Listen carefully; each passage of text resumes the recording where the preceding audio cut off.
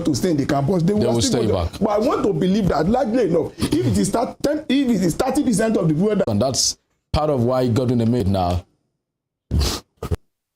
Understand? I mean, maybe we'll bring that to you later. But I mean, that report about vote buying, was it expected? We thought that maybe because there is no cash, we wouldn't have raised. You explained that. Jupiter in Nigeria. No Jupiter that can ever stop vote buying if the sanction for vote buying is not enforced.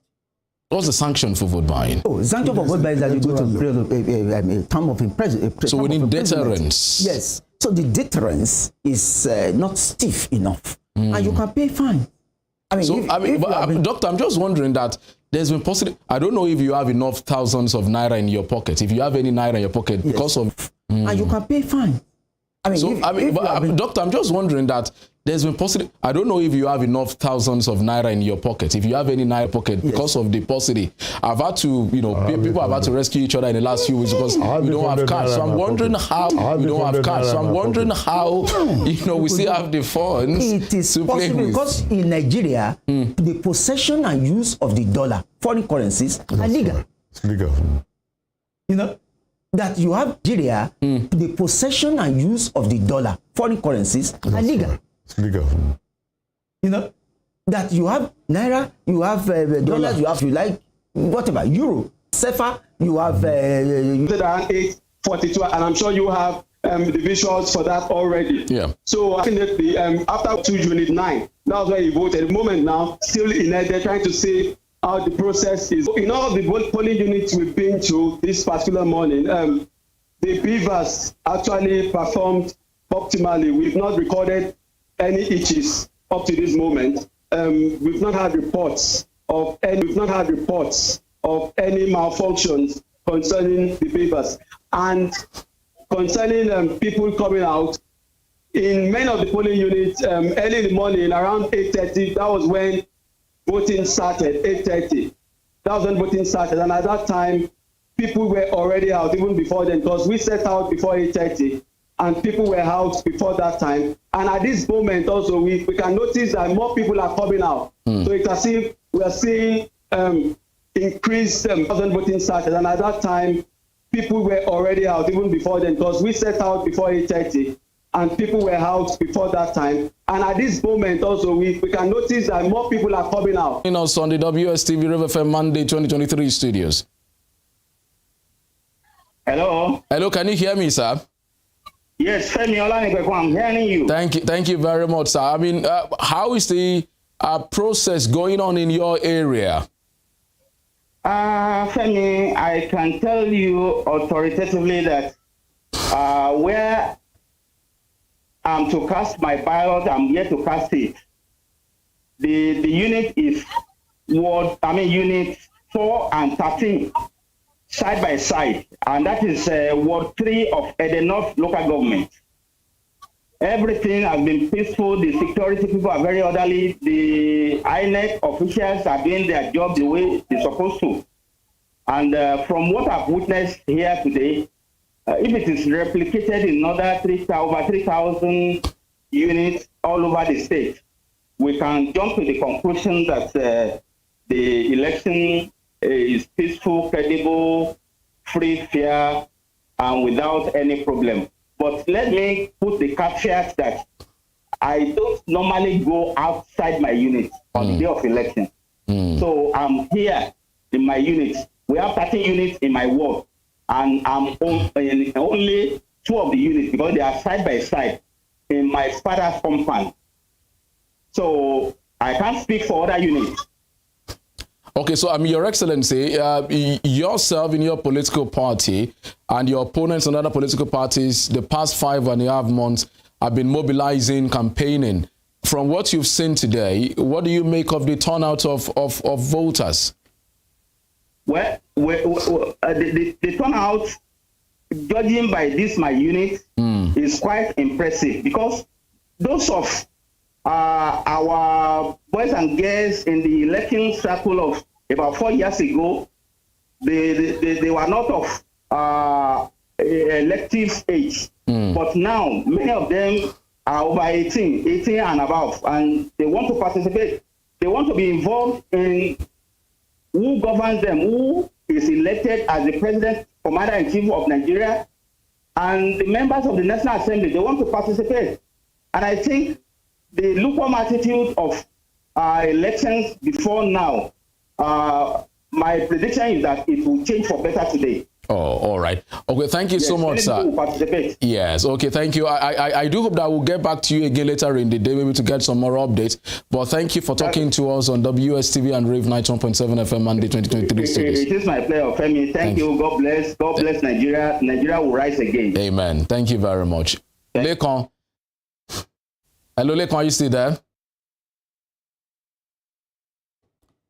Lekon, okay. So, I mean, since Lekon has dropped off, I was just going to ask him where next is going. So, I mean, we heard from the field there, and one of the politicians really also saying, well, judging by what they've seen, it seems that the turnout is somewhat impressive. Oh, that's very heartwarming. So heartwarming that at least from the standpoint of Ede, we are seeing positive things. Even His Excellency, the governor of the state, Ademola Adeleke, has also said that in his area where he has voted, we've seen it, things were going on smoothly. I think Nigerians should keep this pace and to continue to do the needful. All right. So I understand we have that vote buying clip now. If we can run it, please, let's go. One of the polling units, really. So let's have the vote buying clip. There appears to be a very smart process of vote buying going on there. Take a look at their votes, and then someone points them at the people they are supposed to go and meet. On the far end, you see a number of persons standing and writing down names just by the wall. You notice that just by the wall, that's the method there. They cast their votes, just like I said, and then someone points them at the guy on the supposed to go. Calling his name? Yes. That's a guy dropping his name in red behind the man in white. There's a guy dropping his name for the person writing down. You can see that just behind the guy in white. Because the usual process is for you to vote and leave, or stay and monitor. That's what you can see. So what's the essence of the name? Behind. Yes. All right, thank you. Well, I mean, interesting there. I mean, so doing it by stealth, I mean, or just finding a clandestine way of getting it done. By subterfuge. See, the truth of the matter is that our political culture and political behavior is yet to migrate to the level of accountability.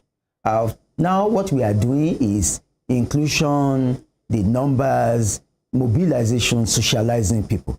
When it comes to the realm of political accountability, such that the Nigerian legal system punishes the beneficiary of vote buying by preventing him from taking over that position.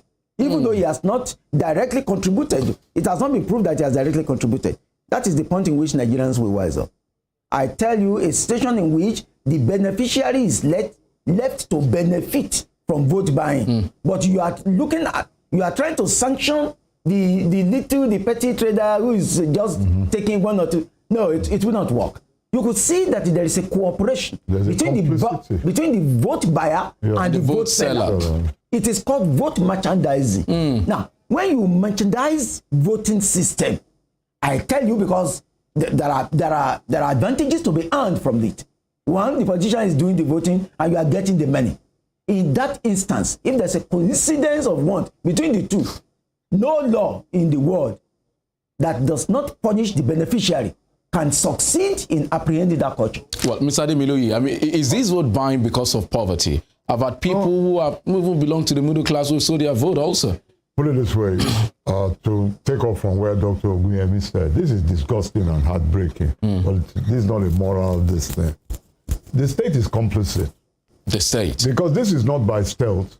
If a television station can do admirable, stellar work by picking it up, you want to tell me that the Department of State Security, the military intelligence, the anything didn't know 3 days ago that there will be state vote buying? And I mean, they said they will be deploying resources, so men and resources. They're just saying that for the amusement of international observers and the amusement of Mr. Olani Kwekun. This thing is one of the pillars of the state. Because if Look, if I'm walking around on election day, on even 2 days before an election, in a serious-minded country, and I'm walking around with about 2 million naira, which is hardly a lot of money, in my pocket or in my bag, I'll be terrified if it was a serious country. This thing is not by, you use the word by, say, this is open merchandising. I mean, so they had to, but it wasn't brazen like before. Look, because someone had to take the money and go to somewhere behind the wall. Well, you can still pick it up on a camera. So what's on brazen? I mean, so they had to take a long shot because they wouldn't have done it if they knew they were watching. That these people know that there's no deterrent. And the thing is, it is beneficial to the state that there should not be because these guys are not asking people to vote for election in order to improve their lives. No. Because what they're talking about is 4 naira a day. If you calculate how much these guys are getting in benefit over a 4-year period, Mr. Lonnie, it comes to 4 naira a day. What can you do with 4 naira a day? That is if they collect. You buy I don't want to mention the sweet that. No, I said 4 naira a day. That is if they collect 4,000. That's if they collect 4,000 naira. Now you see, this thing is open, and like I said, this is why the country, Nigeria is not. See, you are making a fundamental which the elite make. Nigeria is not a developing country. It is a deliberately underdeveloped country. Deliberate. Because as long as you have the Boko Sebe, as long as that this kind of thing, it shows you that the political establishment of the country have no interest in investing in anything to develop. Look, you cannot give somebody what you don't have 3,000 naira today. Let us even say you give the guy 10,000 naira today. Work out how much that is per day for 4 years. Your maths is better than mine. The fact is that by even thinking about it, you have decided that that is his lot in life. That's his worth. And you are going to keep him there. In 4 years' time, you give him the same 10,000, which might not even be inflation adjusted. Look, different ball game. You're not going to give somebody any 90,000 naira a month, something that comes to about, let's even say something that comes to 20 naira a day for 4 years. The dangerous thing about all these people, I'm not a moral leader, I'm not a pastor or imam, but the dangerous thing about what's going on is that it is clear what the economic direction of this country is going to be for the next 4 years. Because you have told the guy that this is the worth of your life, this is the worth of your life for the next 4 years. Be of good behavior. In 4 years' time, we'll come again, we'll give you the Boko Sebe. This thing is beyond morality and the law.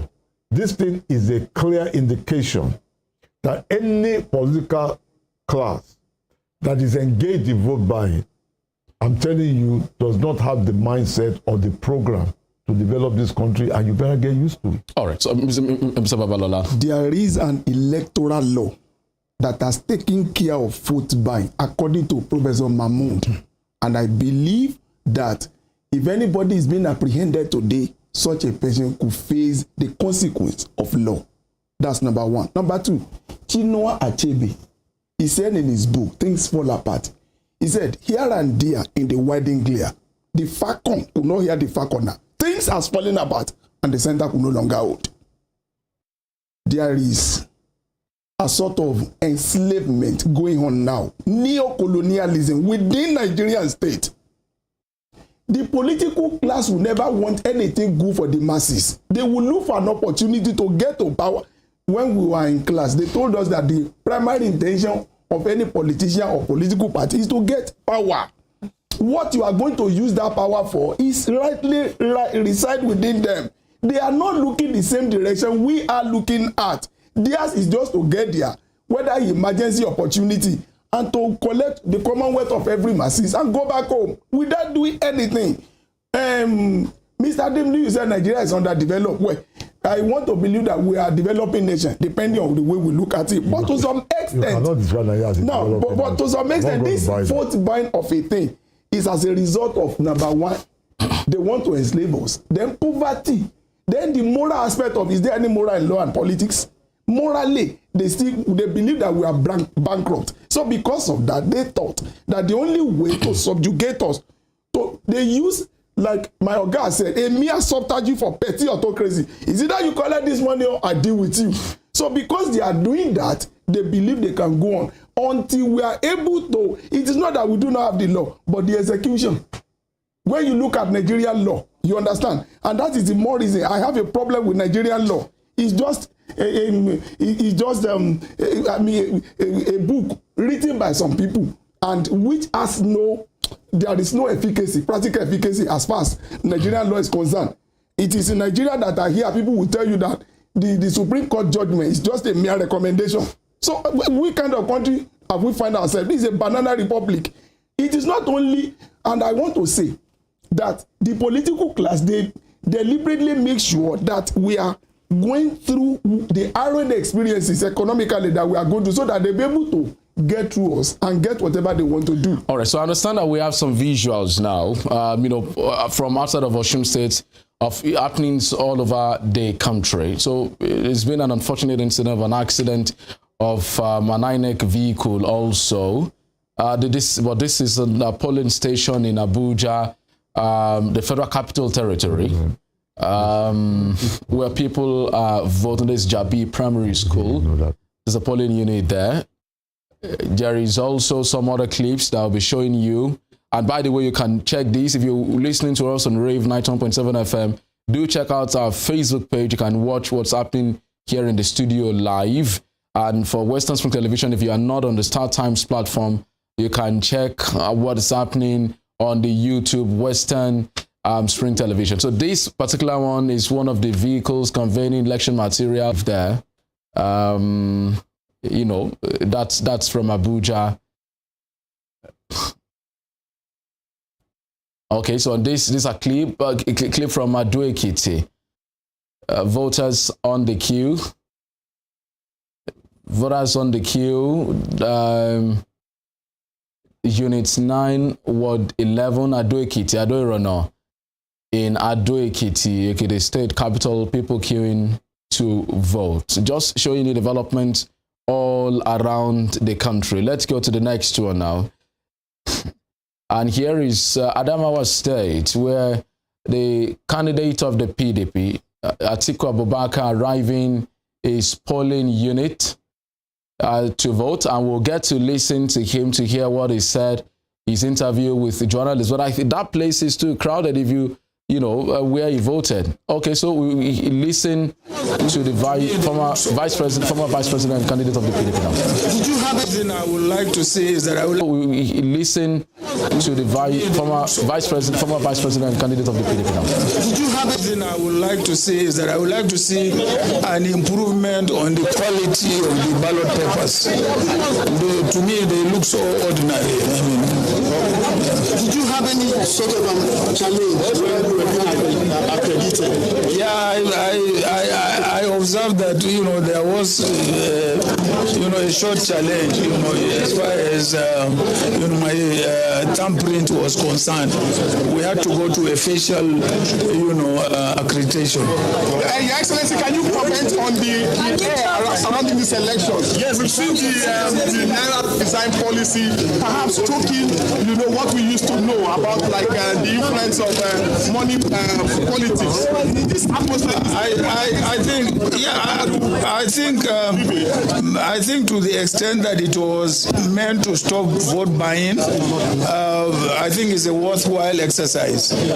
But then I think as far as the accessibility of the new currency to the ordinary man, I think it needs to be more. Stevie, would like to know your expectations. You've just voted, and we want to know what you expect from this 2023 presidential election.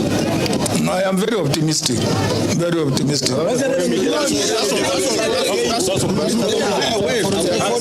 expectations for today? What do you think about some delays?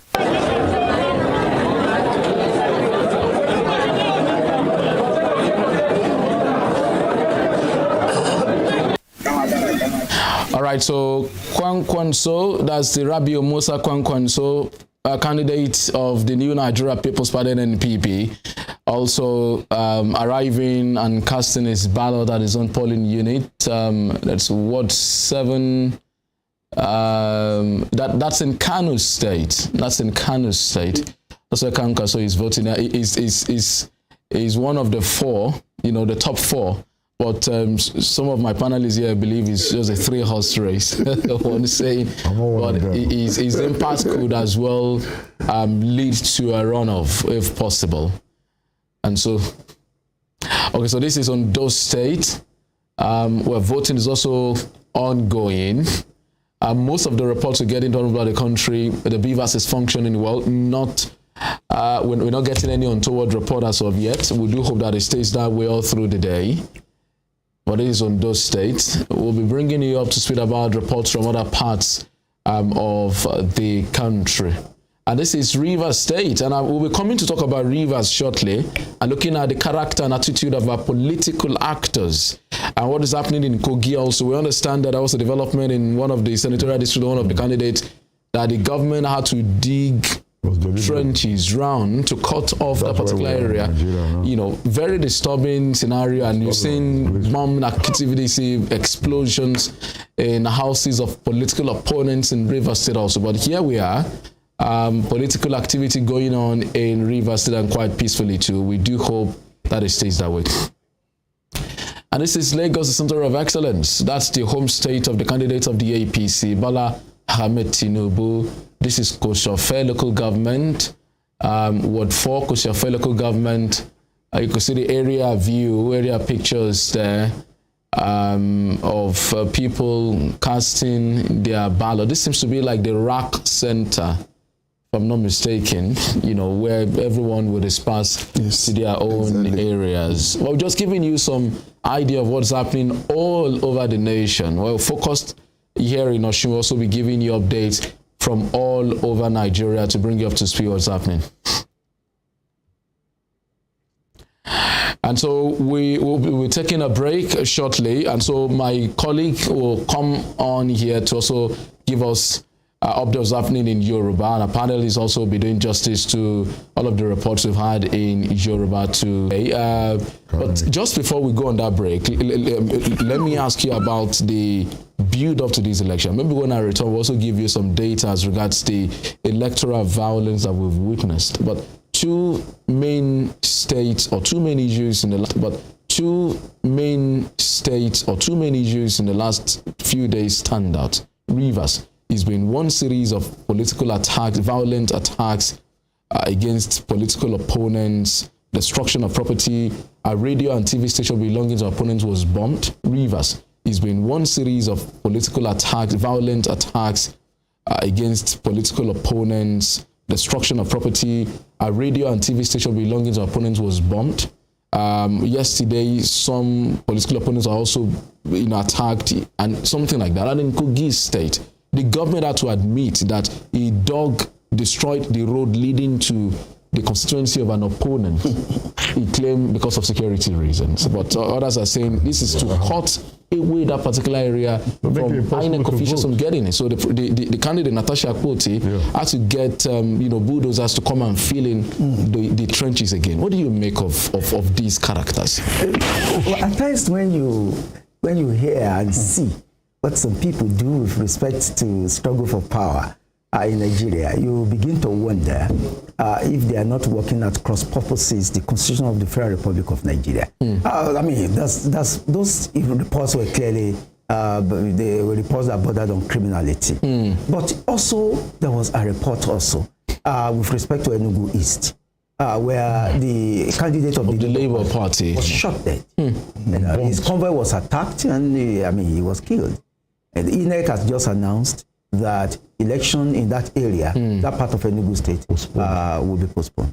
So the problem we do have is that there are very few consequences for misbehavior. When people proceed on criminality and they are hardly sanctioned, then you cannot therefore complain.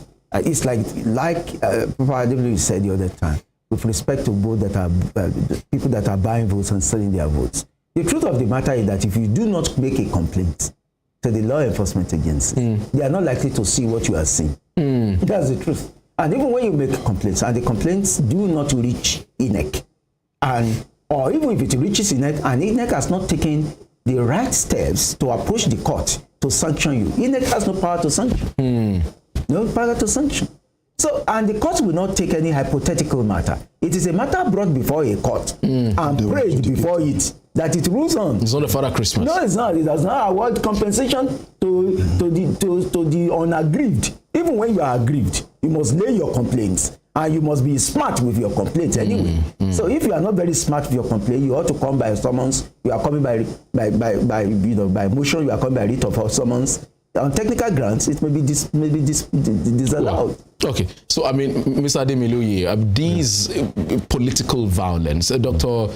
Ogunyemi says it's because of a lack of consequences. But these guys are also covered by immunity.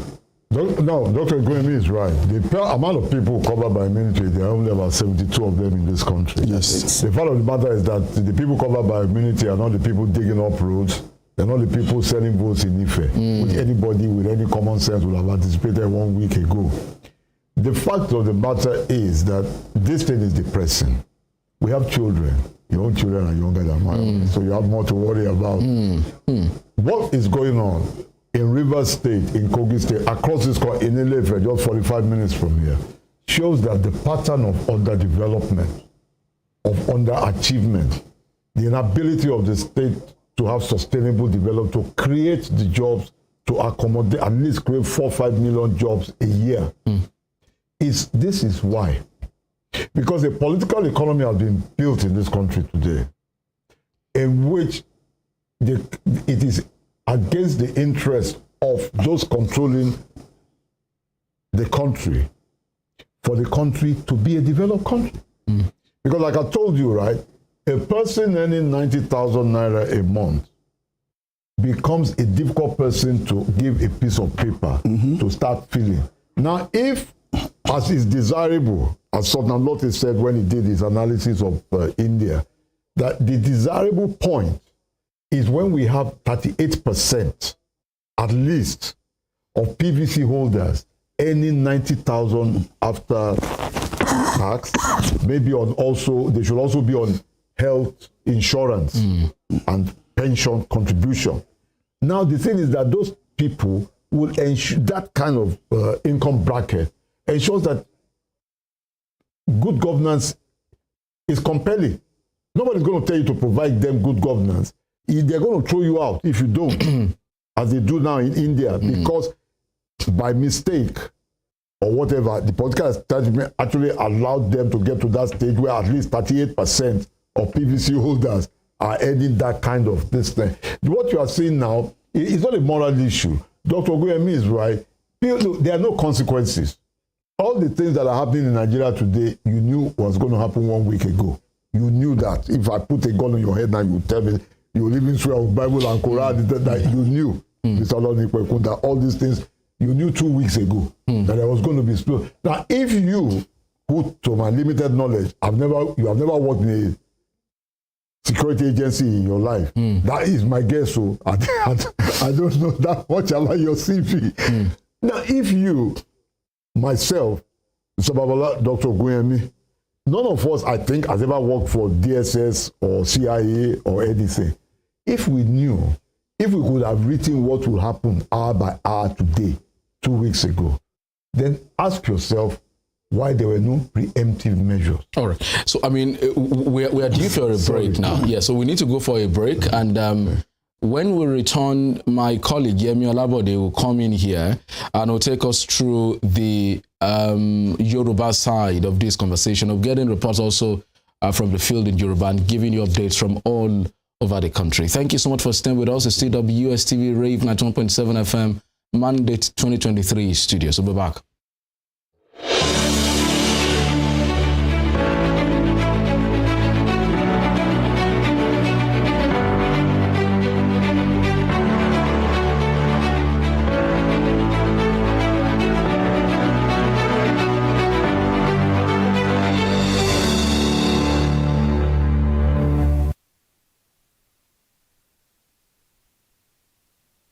The land is green, it's green, oh, oh. The land is green, it's green, can't you see? I can see all the harvest is ready, 'cause he told me so. It's green and it's all mine.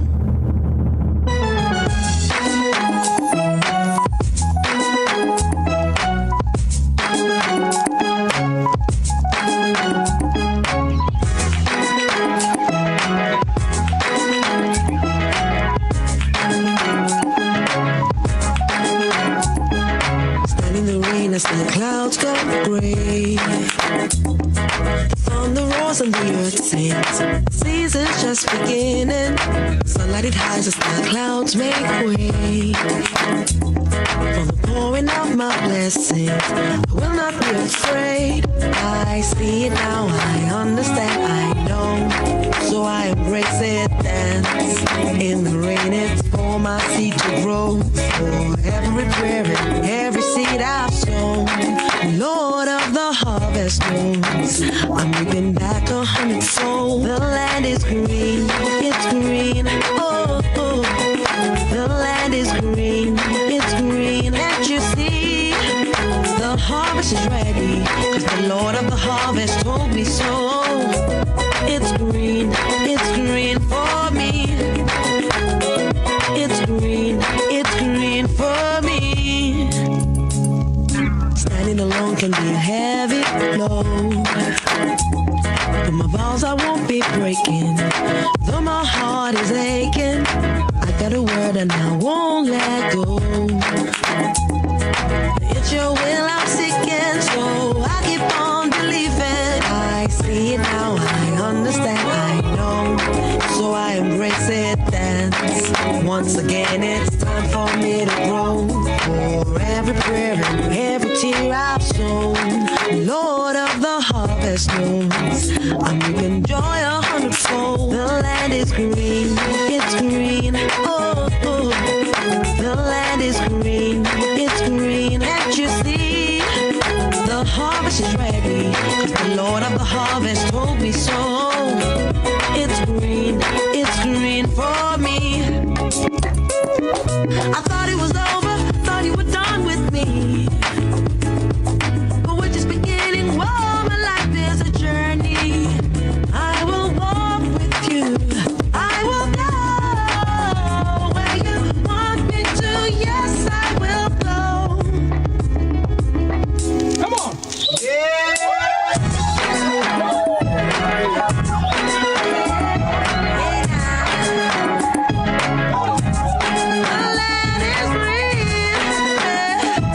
He told me that the land is green. Hey, yeah. It's green, oh, oh. The land is green, it's green, can't you see? The land is green, it's green, oh, oh. The land is green, it's green, can't you see? The land is green, it's green, oh, oh. The land is green, it's green, can't you see? I can see all the harvest is ready, 'cause he told me so. It's green and it's all mine.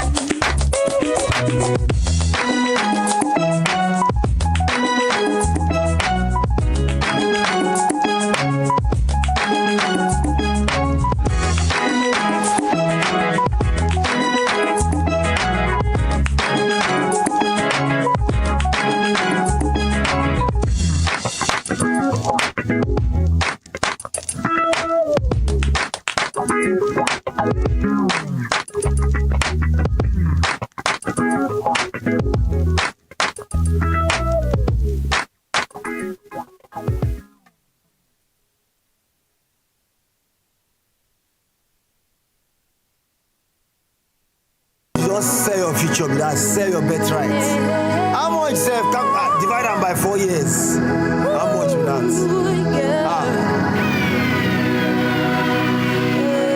No sell your photo. No matter the thing them they tell you. No matter how the thing they do you. No matter how much money them they give you. No sell your photo. No need to fight. Because your picking no go join you. They go, they won't corner, they love you. Oh, don't sell your photo. Okay, if you look at the situation, everything harsh for this our nation. Poverty rising and inflation. Line still day for the fuel station. Things gotta change, my determination. This election, no intimidation. Protect your selection, we gotta make sure everybody votes count for the future. For the future. Shine your eye, well. Don't let anybody deceive you. Oh, let them take your vote from you. Now your future be that, oh. Yeah, now your future be that, yeah. Oh, yeah. Together we can make Nigeria better. Oh, yeah. One voice. We can make Nigeria better. Oh, yeah. No sell your vote, oh. No sell your vote. No matter the thing them they tell you, decision made out. No matter how the thing they do you, no matter how much money them they give you. No sell your vote.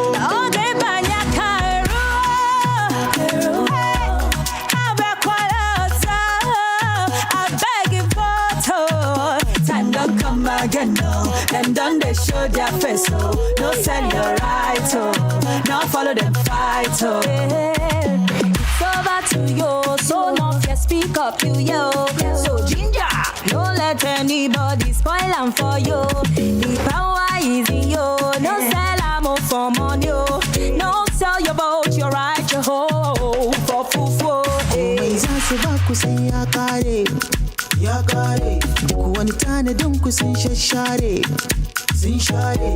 hankalin ku kar ya bace gaba ta fi bayewa taimaki kanka taimaki kanki mi rayuwa da inganci. No need to fight, because you're picking no good on you. They go, they won't go now, they love you. Don't sell your food for your bag. mommy, daddy, CC, baby, oh. Don't make mistake today, we go spoil your tomorrow. Mommy, daddy, CC, baby, oh. The time don't come again to go, so make we match. we go come to work together. We go decide our future. Oh, no matter where you come from, we're part of a great nation, that's so. Everyone sing with me, yeah. From the hilltops of Obudu and Enugu, from the plateaus of Jos and Taraba, from the food baskets of Cocoa and Otubo, yeah, to the smiling, shining sun in Sokoto, we go photo. From Ondo to Jaba, we go photo. From Port Harcourt to Kaduna, yeah, till no one is left behind. Nigeria is yours and mine. Oh, yeah. Ngema, alonyanga put together. Ngema, alogweja with each other. Oh, them money. Votes are only with your PVC, man.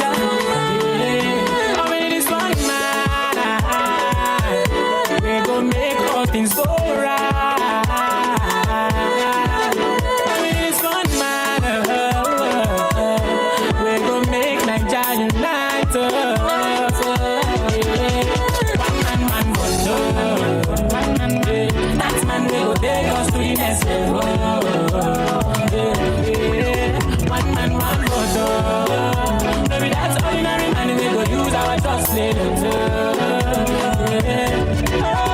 They go take us to the next level. One man, one vote. Maybe that's ordinary man. We go use our trust, slay them too. Election yeah, don't show again. So many people don't plan to sell their vote again. Nothing you want gain, a destruction you cause again. Vote for that man when you trust and you know you will. That man when you know say he want it. The man way get so much ability. Yeah, hello mommy and daddy. Yeah, we go change our country. Yeah, hello mommy and daddy. Yeah, we go change our country. We go make all things go right.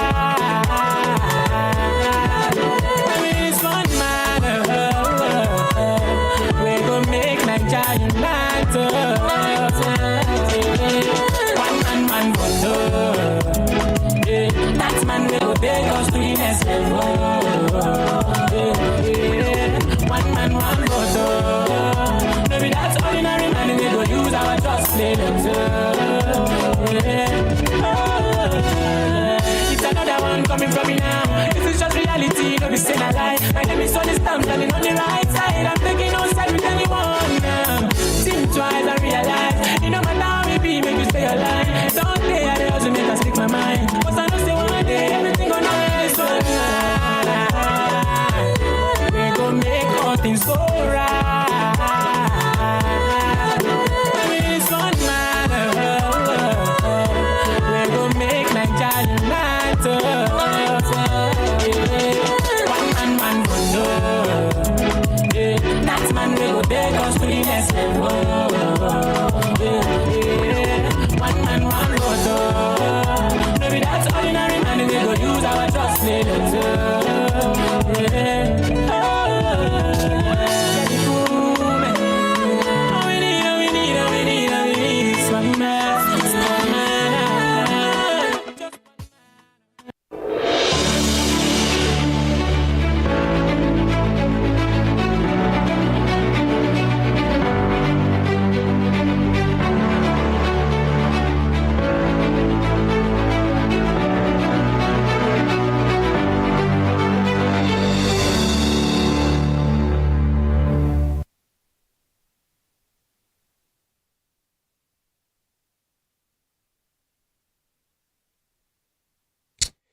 ó dáa kí gbogbo ẹ̀yin èèyàn tẹ́ ń wò wá gbogbo bí tẹ́ bá ti ń wò wá tẹ́ tún ń gbọ́ wá ìkànnì Western Spring Television tá a wà lórí Star Times ìkànnì àádọ́wà channel 190 ló ń jẹ́ bẹ́ẹ̀ àti ìkànnì Rave 91.7 FM tó wà lágùnbẹ́ léwò ní ìlú Òṣogbo gẹ́gẹ́ bẹ́ẹ̀ ṣe mọ̀ wípé ìkànnì tó ń fún gbogbo àsìkò ní ìtumọ̀ tó ní yáàyì náà ni akínyìn o gbogbo ẹ̀yin tẹ́ ti ń bá wa gbọ́ wa látìgbà tá a ti bẹ̀rẹ̀ iṣẹ́ wa ní àárọ̀ tòní kì í ṣe ròyìn mọ́ wípé òun náà ní ètò ìdìbò sílé iṣẹ́ ààrẹ lórílẹ̀‐èdè Nàìjíríà ètò ìdìbò fúnpò ààrẹ ètò ìdìbò fún ilé aṣòfin àpapọ̀ ní orílẹ̀‐èdè Nàìjíríà gẹ́gẹ́ bí ìkànnì tó ń jẹ́ kí aráàlú mọ bóun gbogbo ṣe ń lọ òun náà la fi ń fún yín ní àwọn nǹkan tó ń ṣẹlẹ̀ àwọn ikọ̀ ilé iṣẹ́ yìí ti lọ káàkiri wọ́n wà lójú iṣẹ́ báyìí a dẹ̀ ti fi ń tó yín létí lọ́kọ̀ọ̀kan èjèèjì bí ohun gbogbo ṣe ń lọ ní àwọn oríkò ìdìbò tí wọ́n ń kàn sí ọwọ́jà wa ọ̀kárí ilé ọ̀kárí oko náà ni gbogbo bí tẹ́ bá ti ń wò wá ẹ̀yin náà ẹ máa bá wa lọ sọ káàkiri wípé a wà lórí ìtàkùn ayélujára bẹ́ẹ̀ ṣe ń gbọ́ wa lórí rédíò náà lẹ́tú lè máa wò wá lórí tẹlifíṣàn ẹ tún lè máa wò wá lórí ìtàkùn ayélujára tó jẹ́ ti iléeṣẹ́ yìí lórí Facebook ẹ lọ sí Rave 91.7 FM àti àwọn ìkànnì ayélujára yòókù Adéyẹmí Ọlábọ̀dé ní orúkọ tí èmi ń jẹ́ gẹ́gẹ́ bí ẹ ṣe mọ̀ látìgbà tí a ti bẹ̀rẹ̀ lédè Gẹ̀ẹ́sì láti ń bá àwọn ikọ̀ ìròyìn iléeṣẹ́ yìí sọ̀rọ̀ lọ́kọ̀ọ̀kan èjèèjì àti ń gbọ́ àwọn fọ́nrán láti ibùdó ìdìbò kan síbòmíì à ń jẹ́ kẹ́yìn ara lé ká máa mọ ibi tí ọ̀rọ̀ dé dúró lórí ètò ìdìbò tó ń wáyé lọ́wọ́lọ́wọ́ ní orílẹ̀-èdè Nàìjíríà àwọn àlejò wa ṣì wà pẹ̀lú wa ní ilé agbára àwọn tí a jọ ń fi ọ̀rọ̀ jẹ́wọ̀ pẹ̀lú bí ohun gbogbo ṣe ń lọ nípa ètò ìdìbò yìí comrade Fẹ́mi Babalọ́lá àwọn náà wà pẹ̀lú wa ní ilé agbára ẹ kú ìjókòó. ẹ ṣé mo dúpẹ́ lọ́wọ́ yín atọ́kùn àti gbogbo àwọn èèyàn tó ń gbọ́ wa nínú ilé gẹ́gẹ́ bí wọ́n ṣe sọ orúkọ mi comrade Fẹ́mi Babalọ́lá Ọbaàgùn lórúkọ mi. ẹ ṣeun bákan náà ọ̀gbẹ́ni Kànmí Adémilóyè àjọwò àpapọ̀ náà ní ẹ kú ìjókòó. àtúrí ọ̀mọ̀wé Túnjí Ògúnyẹmí ẹ kú ìfọmọnìyàn ṣe ẹ kú àtàárọ̀. àdúpẹ́ púpọ̀ ẹ ṣé o. ó dáa fún àǹfààní gbogbo ẹ̀yin tẹ́ ń gbọ́ wa nípa ọ̀rọ̀ ètò ìdìbò yìí gẹ́gẹ́ bí àkọọ́lẹ̀ tó jáde nípa ètò ìdìbò náà gbogbo wa láti mọ̀ wípé àwọn ẹgbẹ́ òṣèlú tí wọ́n fi orúkọ sílẹ̀ fún ètò ìdìbò yìí níye wọn jẹ́ 18. bákan náà àkọọ́lẹ̀ nípa àwọn tó jẹ́ olùdìbò gẹ́gẹ́ bí àjọ elétò ìdìbò ilẹ̀ yìí INEC ṣe gbé jáde ó di mímọ̀ wípé àwọn tí wọ́n lé ní mílíọ̀nù 93 ìyẹn 93,469,008 ó jẹ́ bó ṣe jẹ́ nípa àkọọ́lẹ̀ àwọn tí ó forúkọ sílẹ̀ gẹ́gẹ́ bí olùdìbò ní orílẹ̀-èdè Nàìjíríà gbogbo wa náà la mọ̀ wípé ètò ìdìbò ààrẹ àti ti ilé aṣòfin àpapọ̀ ìyẹn ilé aṣòfin àgbà àti ilé aṣojúṣòfin tó wà ní ìlú Àbújá òun náà ló ń wáyé ní òní òde yìí akínyìn ẹ má gbé kúrò ẹ jẹ́ kó wà ní WSTV àti ìkànnì Rave 91.7 FM lórí ọ̀rọ̀ ètò ìdìbò gẹ́gẹ́ bí àwọn ìròyìn tó ń dé sí etí gbọ́ wa tó ń tẹ̀ wá lọ́wọ́ àti gbọ́ wípé aṣíwájú Bọ́lá Tinubu ti lọ dìbò ní ìlú Èkó bákan náà ló ti tẹ̀ wá lọ́wọ́ wípé ètò ìdìbò náà ó ti kan ẹni tó jẹ́ olùdíje inú ẹgbẹ́ òṣèlú PDP Àtíkù Abubakar wọn làwọn náà ti dìbò àwọn ìròyìn míì tó bá ní í ṣe pẹ̀lú bí àwọn olùdíje tó ń léwájú ṣe ń dìbò sí àjẹkẹ́mọ́ gbọ́ wọn àjẹkẹ́mọ́ rí wọn bí àwọn ikọ̀ ìròyìn wa bá ṣe ń lọ káàkiri náà láti ibì kan síbòmíì a máa bá wọn sọ̀rọ̀ ẹ̀yin aráàlú ẹ lè máa mọ gbóhùn gbogbo ṣe ń lọ ẹ ṣáà mọ́ gbé kúrò ẹ mọ́ gbé kúrò níkànnì Western Spring Television ẹ mọ́ gbé kúrò níkànnì Rave 91.7 FM ẹ jẹ́ kí n lọ sí ọ̀dọ̀ ọ̀gbẹ́ni Fẹ́mi Babalọ́lá pẹ̀lú àwọn ìròyìn tá a ti ń gbọ́ látàárọ̀ látìgbà tí ètò ìdìbò náà ti bẹ̀rẹ̀ kí ni ìwòye yín ìgbéléwọ̀n tẹ́ lè fún débi tó dé yìí.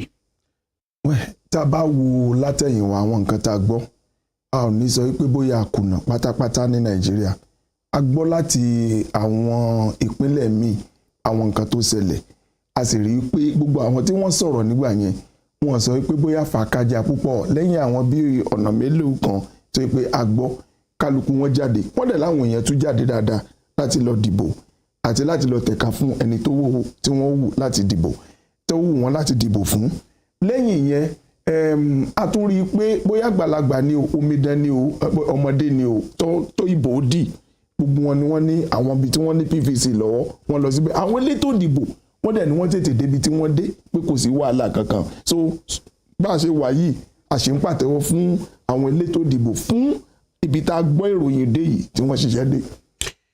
ó dáa ọ̀gbẹ́ni Kànmí Adémilóyè bá a bá wo sàkún ètò ìdìbò tó ń lọ lọ́wọ́ ní orílẹ̀-èdè Nàìjíríà lónìí kí ni àkíyèsí yín pẹ̀lú báwọn èèyàn ṣe tètè jáde sí pẹ̀lú àwọn ètò ìdìbò tó ti wáyé sẹ́yìn lórílẹ̀-èdè Nàìjíríà. nǹkan tó ń ṣẹlẹ̀ tá à ń rí ní ibi ìbàdàn nǹkan tó ń ṣẹlẹ̀ dá àwọn èèyàn ti rí nísìnyí pé ìgbò àti ìlọsíwájú wọ́n wà nínú wọn ní kiri pọ̀ nǹkan tó jẹ́ kí inú mi máa dùn ni pé ó dá báwọn èèyàn ṣe jáde wọ́n tètè jáde. ọ̀gbẹ́ni Kànmí Adémilóyè mo fi owó àtọmọdé yín lẹ́nu a tún fẹ́ kàn sí ọ̀kan lára àwọn ikọ̀ wa tó lọ káàkiri Dáyọ̀ Ọdẹ́rínú láàmú gbọ́ láti ọ̀dọ̀ rẹ̀ báyìí yóò sọ bí tí òun wà ohun tó ṣe àkíyèsí àti ibi tọ́rọ̀ dé dúró ó di ọwọ́ rẹ̀ Dáyọ̀.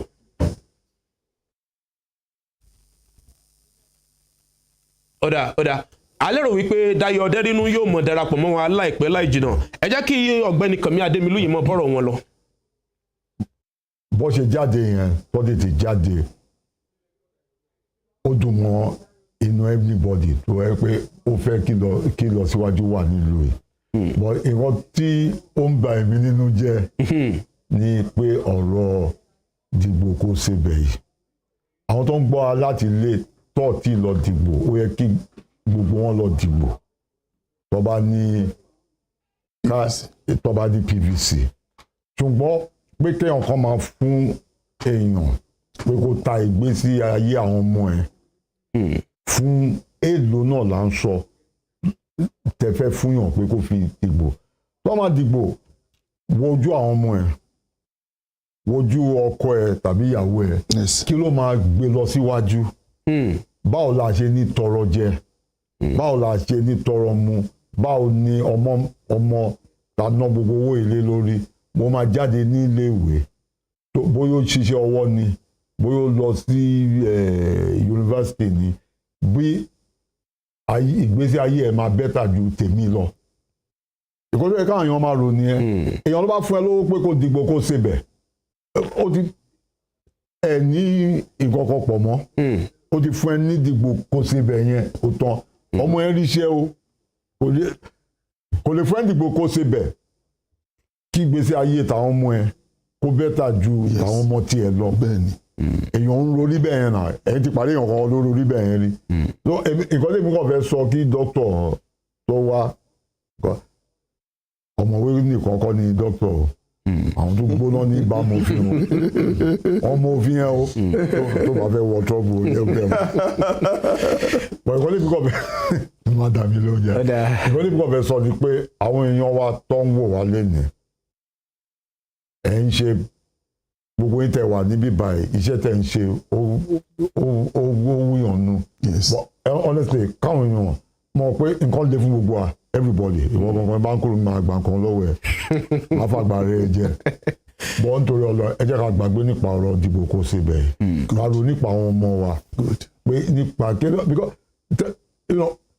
àwọn ọmọ tó ń jáde lójoojúmọ́ tó ń fún ní the child certificate ní youth corps àwọn tó ń ṣe dìgbò kó síbẹ̀ wọ́n ro nípa ìgbésí ayé wọn náà and ìgbésí ayé àwọn ọmọ kí lè wọ́n bímọ fún tí ò bá lò nípa ìgbésí ayé ọmọ tiẹ̀ ọmọ tèmi ọmọ ti dókítọ̀ ṣé nǹkan tí à ń gbàdúrà fún ni pé kó ṣe dáadáa ju wa lọ kò sí bá ṣe lè ṣe dáadáa tó o fẹ́ kọ́ mú ẹ kó pé ìwò tiẹ̀ pàtó rárá olúwa ẹ̀ ọlọ́kẹ́ àní. so ẹjọ́ ẹ̀yin náà ní bíbá tẹ́ ń ṣiṣẹ́ tó dá báyìí ẹ máa tẹ́ máa yàn létí pé ó dàbí gbogbo àṣẹ jáde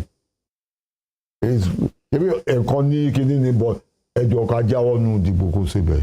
ọ̀dà ẹ ṣeun ohun ọ̀gbẹ́ni Kànmí Adémilóyè tí wọ́n jẹ́ àgbà ọ̀jẹ̀ oníṣẹ́ ìròyìn náà lẹ́gbọ́tàn Dayọ̀ Ọdẹ́rínú òun náà ti wà ní ibi tó dé dúró báyìí ó fẹ́ sọ bí ọ̀rọ̀ ṣe ń lọ àwọn nǹkan tó ti ṣe àkíyèsí yóò sọ bí tó wà báyìí ẹ jẹ́ ká sọdá sí ọ̀dọ̀ Dayọ̀ Ọdẹ́rínú. Adédayọ̀ Ọdẹ́rínú. Adédayọ̀ Ọdẹ́rínú ọmọ wọn lẹ́sẹ̀ kọjọ́ mọ́ ònù.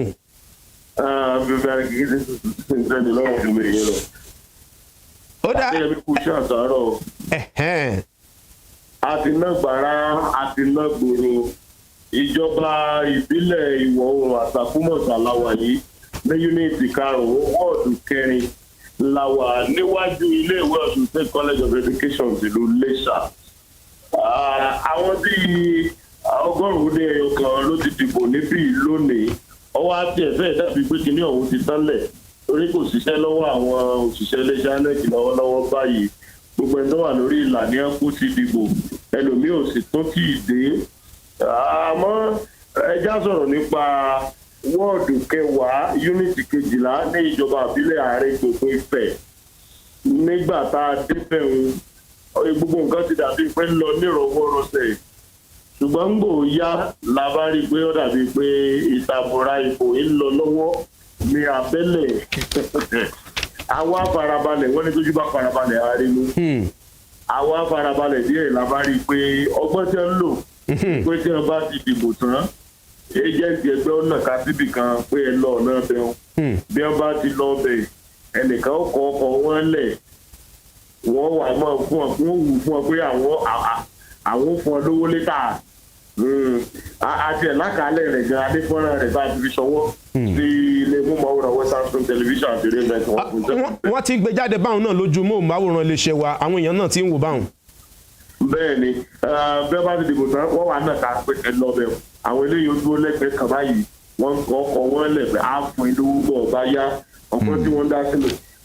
ká tún sọ̀rọ̀ nípa wọ́ọ̀dù 11 ní ìjọba àbílẹ̀ àárín gbogbo Ifẹ̀ yúnítì 22 adébẹ̀ ní déédéé aago 10 fún ìṣẹ́jú 10 àwọn òṣìṣẹ́ iléeṣẹ́ anec iṣẹ́ ní débẹ̀ ń bàbá adébẹ̀ kódà wọ́n ń tugbá lọ́wọ́ ìlà adébẹ̀ tí wọ́n ṣẹ̀ṣẹ̀ bẹ̀rẹ̀ sí tugbá tí wọ́n ṣẹ̀ṣẹ̀ sí to igi táwọn èèyàn mọ̀ ju ìbò sí àwọn àbí wọ́n lè rí pé kí ló dé tẹ́ ẹ pẹ́ tó báyìí ìbò tó yóò ti bẹ̀rẹ̀ láago 8:30 nẹ́ẹ̀bà pétọ̀ ọkọ̀ lọ́dọ̀ àwọn dúró táwọn òbí lè tètè bẹ̀rẹ̀ táwọn òbí lè tètè dé láti bẹ̀rẹ̀ ètò ìdìbò àmọ́ àwọn òṣìṣẹ́ ọ̀hún wọ́n sọmọlúàbí wọ́n sì bá àwọn èèyàn tó wà ní ìdúró wọ́n bá wọn sọ̀rọ̀ pétọ̀ wọ́n mọ̀ bínú kí wọ́n forí jẹ́ àwọn nǹkan kan ìbò bẹ̀rẹ̀ níbẹ̀ dédé aago 10 kọjá ìṣẹ́jú 10 aago tí wọ́n wà lè parí iṣẹ́ ìmọ̀pọ̀lọ́ lọ́mọba káàkiri àwọn ibi náà lọ náà láti rí oríṣiríṣi nǹkan bẹ́ẹ̀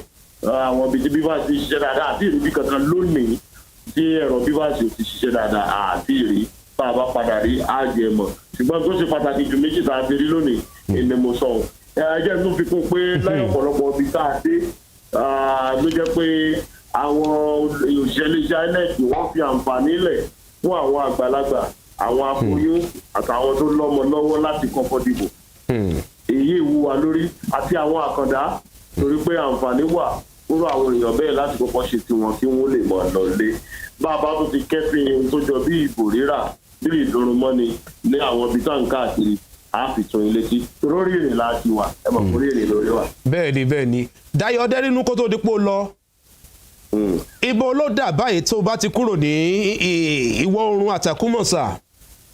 bá a ṣe ń lọ yìí Ifẹ̀ wàrà la kọjú sí torí a fẹ́ rí dájú pé a mú àtìlú ńlá àtìletò ní ẹkùn ìdìbò ìlà oòrùn pínlẹ̀ Ọ̀ṣun káàkiri àti délùú Iléṣà àti dáwọn yúnìtì ìdìbò kan nílùú Iléṣà àti délùú Ifẹ̀ a wà ní ìlú Iléṣà láti ń jáde yìí àti dé Ìbòdì à ń kúrò báyìí a fẹ́ kọjú sọ́nà Ifẹ̀ wàrà bá a bá kó ń bẹ̀ à kọjú sẹ́sà òkè bá a bá kó ń bẹ̀ à kọjú sí àwọn ìlú ní ilẹ̀ Ìjẹ̀ṣà ká tó wá fi àdàgbẹ́ ìṣòro padà sí ọ̀nà Ẹ̀fẹ̀ bá a bá sì ṣe ń lọ á jùmọ̀ fi tó ilé sí.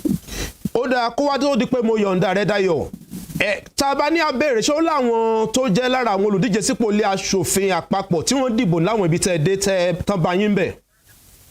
àti ìbá ẹnìkankan pàdé ní àwọn ibi tá à ń lọ káàkiri wọn ò tí ì jáde dìbò ní àwọn àkókò tá à ń kọjá ní àwọn ojútò ìdìbò ṣùgbọ́n bá a bá ti ń dé àwọn ibi tí wọ́n wà á ṣèfọ̀rọ̀ wá lẹ́nu èèkàn òṣèlú kan tá a ti bá pàdé ní igbákejì gómìnà ní Ìjẹrin nípínlẹ̀ Ọ̀ṣun Erelu Olúṣọlá Ọbàdà a bá wọn sọ̀rọ̀ rẹ́rìn fọ́nrán lórí móhùnmáwòrán láìpẹ́ yìí àkọjá lọ́dọ̀ wọn nípòdì ṣùgbọ́n bá a bá ti ń dé ojútò ìdìbò àwọn olùdíje fún ilé ìgbìmọ̀ aṣòfin àgbà àti ilé ìgbìmọ̀ aṣojú ṣòfin àmọ́ fi tún ilé sí. ó dáa ó ṣeun Dayọ̀ Ọdẹ́rínú Adédayọ̀ Ọdẹ́rínú wọ́n bínú. ọ̀dà ohun ọ̀kan lára ikọ̀ ìròyìn iléeṣẹ́ yìí Adédayọ̀ Ọdẹ́rínú náà lẹ gbọ́ tán tó sọ ibi tọ́rọ̀ dé dúró àwọn ibi tí àwọn ti dé ní àtìgbà tí ètò ìdìbò ti ń lọ lọ́wọ́ ní òní òde yìí bí àwọn yòókù náà bá ṣe ń lọ káàkiri a máa kàn sí wọn ẹ mọ̀ gbọ́ ohun tó ní í ṣe pẹ̀lú ròyìn ètò ìdìbò náà ẹ má gbàgbé ìkànnì Rave 91.7 FM àti Western Spring Television òun náà ló mú ètò tẹ́ ń gbọ́ lọ́wọ́ ìwà fún yín láti mọ̀ jẹ́ kétí àwa aráàlú kó di nípa ètò ìdìbò tó ń lọ lọ́wọ́ ní orílẹ̀-èdè Nàìjíríà tí àwọn ọmọ ilẹ̀ yìí ti gbàgbọ́ wà wípé wọ́n ò mọ tún ìtàn ilẹ̀ yìí kọ fún ọdún 4 míì mo láwọn èèkàn àwọn òǹwòye àwọn onímọ̀ lórí ọ̀rọ̀ tó ń lọ àti lórí ọ̀rọ̀ òṣèlú pẹ̀lú mi ní ilé agbára ẹ jẹ́ kí n kọjá sí ọ̀dọ̀ ọ̀mọ̀wé Túnjí Ògúnyẹmí ẹ ti ń gba àwọn nǹkan kọ̀ọ̀kan nínú nǹkan táwọn oníròyìn ń sọ nǹkan tí ó ń dẹ́tì gbọ́ àwọn oníròyìn náà tí àwọn èèyàn náà ti ń gbọ́ lọ́tún lọ́sì kí ni ìgbéléwọ̀n yín ìṣọwọ́gbáradì àjọ INEC tẹ́lẹ̀ àti ìṣọwọ́gbáradì wọn báyìí kí ni ṣé ìyàtọ̀ tiẹ̀ ti báwẹ̀ àárọ̀ fún àjọ elétò ìdìbò ilẹ̀ yìí. ìwòye mi ni pé àwùjọ INEC wọ́n fọmọ yọ wọ́n fakọyọ ní sáà yìí ó dàbẹ̀ ni pé wọ́n ṣe dáadáa. Nǹkan tí ó kàn wá kù ni pé ká túbọ̀ máa sọ fún àwọn èèyàn wa kán túyàyà jáde láti dìbò. Ó síbẹ̀ oníbàwọ̀ náà ṣe pin. Tó bá jẹ́ pé tatúyàyà jáde tẹ́ dìbò yín síbi tó bá wù yín ó láti jẹ́ pé ẹ ti ṣe ọmọlúwàbí ẹ dẹ̀ ti ṣe ojúṣe yín gẹ́gẹ́ bí ọmọ Nàìjíríà rere. Màá rọ àwọn èèyàn wa láti jáde sí bí Ọlábọ̀dé ṣe sọ fún alẹ́ nǹkan ó ní 100 ó dín ẹyọ kan ní Adédayọ̀ Ọdẹ́rínú bó ṣe sọ pé bí 100 ó dín ẹyọ kan ní àwọn èèyàn tó sì dìbò àti pé iṣẹ́ ò pọ̀ púpọ̀ lọ́wọ́ àwọn àwùjọ INEC níbi tí òun dé ní ìwọ̀ oòrùn Àtàkùnmọ́sà. Màá wá rọ àwọn èèyàn wa láti túyáyá jù bẹ́ẹ̀ lọ láti lọ dìbò yìí ájú wa ṣe. Àmì nínú ọ̀rọ̀ tí Dayọ̀ Ọdẹ́rínú sọ láwọn ibi tọ́kàn sí ní Ward 10 Unit 12 ó lóun ṣe àkíyèsí ìdìbò kó síbẹ̀ nínú tí àwọn èèyàn kan náà ń sọ àwọn èèyàn kan ń sọ nínú ìwòye tí wọ́n wípé ẹlòmíì bá àgbowó jù bẹ́ẹ̀ lọ́pọ̀ ọmọ ibi tí ó dìbò sí. Mo wá fẹ́ bèèrè lọ́wọ́ yín gẹ́gẹ́ bí òǹwòye tẹ́ ẹ mọ̀ nípa ọ̀rọ̀ òṣèlú àtọrọ̀ ajé ṣó ṣeé ṣe kéèyàn ó gba owó kó tó dìbò kó wá lọ sọ pé òun ò ní sanjọ́ fẹ́ni tó dìbò fún. Gbogbo ìwà ìṣòótọ́ ló ṣeé ṣe fún ẹni tí ò ní tìjú. Gbogbo ìwà ìṣòótọ́ ló ṣeé ṣe fún ẹni tó tìjú. Èkíní ni pé kìkì pé èèyàn gba owó tàbí wọ́n fún ní ẹnikẹ́ni wọ́n lè fún lóúnjẹ ohunkóhun tó ìbáwù téèyàn bá gbà láti lè dìbò fún ẹnìkan ó ti lùfín.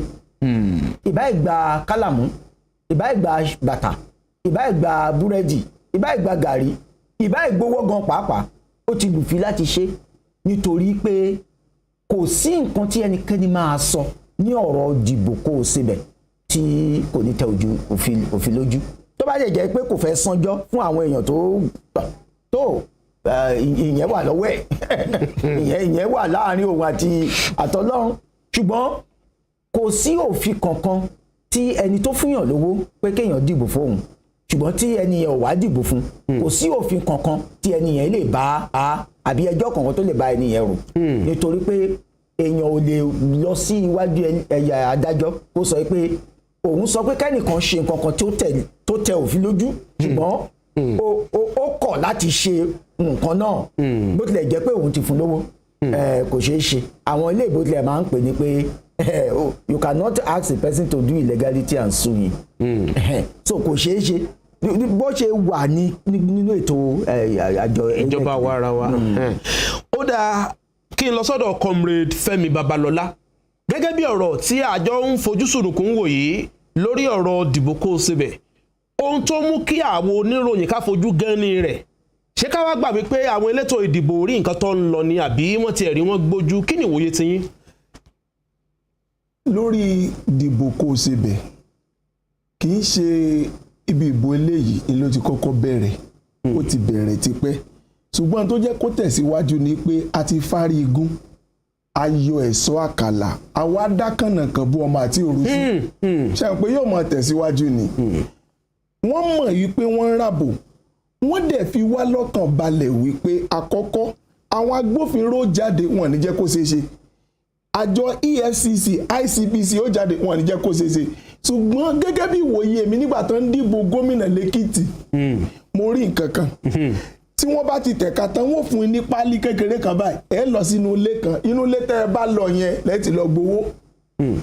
Now mo ń sọ fún ọlọ́pàá kan nígbà yẹn pé sà ẹni yìí wọ́n fún ní páálí ó sì lọ gbowó ń bẹ ó ní wọn sọ pé kí n kọjá àbí tí mo wà yìí ó níbi tí wọ́n ní kí n dúró sí ní sẹ́rí bí wọ́n ti gba páálí wọn ẹ̀jẹ̀ ràn ọlọ́pàá mi lọ́bẹ̀ so kì í ṣe pé wọn ò rí ṣùgbọ́n gbà mí wà á kà déédéé kọjú ọ̀tún sápá òsì káṣe bí ẹ̀ ń pààrí ṣùgbọ́n níwọ̀n gbà tá a bá mẹ́nìkan ká fi jófin yóò mọ̀ tẹ̀síwájú lẹ́ẹ̀ka sọ̀rọ̀ kan wípé òṣì tó wà nílùú àìríjẹ àìrímu ó wà lára tó mú káwọn èèyàn ṣe bẹ́ẹ̀ ṣùgbọ́n ẹ jẹ́ àwọ̀ àwọn èèyàn wo ló ń ṣe bẹ́ẹ̀. Number one ẹ lè rẹ́ni tó ṣe bí ẹ ń pé bóyá ó ó jáde ó ríta ó dẹ̀ kàwé kó jẹ́ tẹ́ mọ̀ fún ní èlò láti lọ dìbò.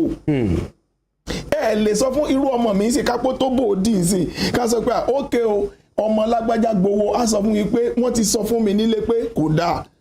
But àwọn tó ṣe pé wọ́n rora wọn pin àwọn tó lè rò pọ́jọ́ ọ̀la ò lè dáa ní rí ẹ lẹ́yìn ọdún mẹ́rin ṣàjẹ̀ǹgbà tí wọ́n á gbà àwọn yìí ni wọ́n rán níṣẹ́ jàǹdùkú gan tán ṣe níta níwọ̀n gbà tá a bá mú wọn jófin tá a bá ń fi wọ́n sílẹ̀ yóò mọ̀ tẹ̀síwájú ṣùgbọ́n mo nígbàgbọ́ kan ipe níbò tá a dì lónìí tí wọ́n bá pé 20 tán bá gbowó ọwọ́ tẹ̀ mẹ́ta nù wọn. Ó dáa ẹ ṣeun ẹ̀yin èèyàn tẹ́ bá ń gbọ́ wá tẹ́ bá tẹ̀ tún ń wò wá ìkànnì Western Spring Television channel 190 tó wà lórí Star Times òun náà lẹ́ ń wò lọ́wọ́ ẹ̀yin tẹ́ wá ń gbọ́ wá ní orí rédíò ìkànnì Rave 91.7 FM tó wà lágùnbẹ́lẹ́wò òun náà la ṣì wà tá ń jẹ́ kí ẹ mọ bóun gbogbo ṣe ń lọ lórí ọ̀rọ̀ ètò ìdìbò tó ń lọ lọ́wọ́ ní orílẹ̀-èdè Nàìjíríà àti bá ọ̀kan lára àwọn ikọ̀ wa sọ̀rọ̀ Adédayọ̀ Dẹ́rínú ní orí ètò ní báyìí ó ti dé tí gbọ́ wá wípé ọ̀kan lára àwọn èèyàn wa Emmanuel Ojadugele ó náà ti wà ní orí ìlà láti sọ ibi tó dé dúró ohun tó ṣe àkíyèsí. Emmanuel ṣàlàáfíà ni o. Ẹ káàárọ̀ àlàáfíà láwa. Ó dá ibo ló wà báyìí. Lọ́wọ́lọ́wọ́ a wà ní polling unit 10 ọlọ́tì ìrájìdì tó pẹ́lẹ́ tó gbọ́dọ̀ ìṣẹ̀lẹ̀ ibi tí gómìnà tó lẹ̀ ní ìpínlẹ̀ Ọ̀ṣun Adébóyè ìjọba ìtọ́lá ti dìbò kò pẹ́ tí wọ́n pèsè ìbò ní báńkì ní ìpèsè pàtàkì tí wọ́n ti gbọ́. Ìlànà darí ni pé àwọn èèyàn jáde ní dìbò wọ́n jáde láti rí pé ẹni táwọn fẹ́ fún ṣe àti àwọn akẹ́kọ̀ọ́ ilé ìgbìmọ̀ ìpínlẹ̀ wọn dìbò sí bó ṣe rí lásìkò tá a ti ń rí láàárín ọ̀gbà tó ń tẹ̀ láti àtúgbẹ́ lórí sí. Jọ bá wa gbóhùn sókè sí Emmanuel. Ok, bá ṣe ń bọ̀ láti àtúgbẹ́ lórí sókè sí ilé alíkó ọdọ̀ àmì salvation group a rí àwọn ìdúró tó wọ́n jáde níbi aago 7:30 àwọn ti jáde tí wọ́n ti rà àyẹ̀sí láti fi ìbò wọn. Àwọn àgùnbánirọ̀ tó sì ń bá INEC ṣiṣẹ́ àwọn náà ti wà bẹ́ẹ̀ INEC dọ́kítà wọn ti wà bẹ́ẹ̀ àti rí pé àwọn èèyàn gbèsè gbòógì wọ́n ti pèsè títọ́jú fẹ́ dìbò tó tóbi pé ìgbòho gan bẹ́ẹ̀. Emmanuel ṣó ń gbọ́ mi. Ó ń gbọ́. Àwọn bíi tí ẹ ti dé ní àárọ̀ yìí kí ni ìṣọwọ́jáde àwọn èèyàn ṣé tẹ́ bá wò ó ṣé obìnrin ló pọ̀ jáde jù ní àbọ́kùnrin ṣáwọn arúgbó ni àbáwọn ọ̀dọ́. Àwọn ibi tá a ti lọ láàrin ọ̀rọ̀ ni pé àwọn obìnrin ló pèsè ibi tí àwa ti pé ọ̀dọ́ àwọn ọkùnrin àti ọ̀dọ́ náà wà lọ́wọ́ àwọn obìnrin àgbàlagbà ló pọ̀ àwọn arúgbó náà jáde àwọn náà jáde ìjọba ní ká wò àwọn tó pè ní middle age women ìmọ̀ lọ́pọ̀ and then ìtọ́mọ ọkùnrin àti àwọn ọ̀dọ́ báwọn náà fi ní pọ̀ ọjáde na wọ́n jáde gidigidi tẹ́bá wò láti àtúndé ìkàlẹ̀ ọ̀sùn náà gbogbo ìtọ́nù mọ́ ayétò lórí ìdíkítà wọn ti jáde wọ́n sì ti gbẹ́tọ́ láti dìbò gbogbo ẹ̀yẹ́ náà pọ̀ bí ìgbọ́n pọ̀ àwọn arúgbó náà. Ó dáa báwo wá ní ọ̀rọ̀ ètò ààbò ṣe rí láwọn ibi tẹ́ ẹ dé dúró Emmanuel. Ibi tí àwa ti ibi tá a dé dúró báyìí ẹ tó lè jẹ ní lọ nírọ̀ òun ló fẹ́ àmọ́ ìgbà táwọn ìgbà wọ́n gbé àwọn tó jáde wọ́n sì ń lọ wọ́n ṣe òṣèré nípa ọdún àti ìgbésẹ̀ fọ àwọn ọlọ́pàá àti àwọn sójà òun tó bẹ́ẹ̀ sí lọ́nà ọkọ̀ níbi tí wọ́n dìbò níbi àwọn pólíìlì ẹ máa láwọn ọlọ́pàá nínú àwọn NSCDC àti àwọn ìṣẹ̀lẹ̀múlẹ́kọ̀ọ́ ibi tí wọ́n ti dúró tọ́sí tráì láti rí pé gbogbo ẹ̀ ló bí dáadáa nǹkan àwọn ìwé sí wọn ìjà wọn pé ẹ̀bí àwọn tó ààbò owó dúró régbé àwọn tó yẹ kó máa sọ ibi tí wọ́n ti ń dìbò sí wọn ló wà ń bẹ́ẹ̀. a ti rí i pé wọ́n ń jẹ́ kí ìròyìn dìbò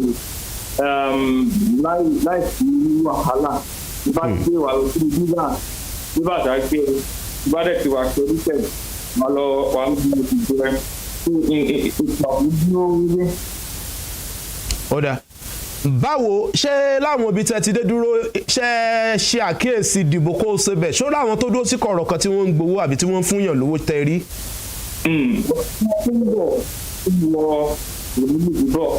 ní fact níbi ọjà ọba nǹkan tí a ṣàkíyèsí ni pé ọjọ́ ìbílẹ̀ ṣàkíyèsí pé àwọn kan dìbò ẹnìkan wà lápẹ́ tí ò bá bẹ̀rẹ̀ dìbò tó bá ti dìbò sí ọlọ́gbà ohun tó máa ń pe orúkọ yẹn sí pípa bóyá àti account details náà ìgbọ̀npọ̀ tí ó ṣe ìlú kọ́kọ́ wá lóṣù sí gbangba. kì í ṣe onígbangba wálé à. bẹ́ẹ̀ ni ẹni tó bá tún mọ́ ọgbẹ́ tó wọ́n bẹ̀rẹ̀ ìgbàgbé ló máa fi títí ló máa fojú ló máa fojú tó tó báwọn ṣe ń títí wọn nìyẹn ní ìdájí àìsílẹ̀ ọ̀sẹ̀ ní ìlú ọ̀hún sí ìlú ìṣẹ̀ náà.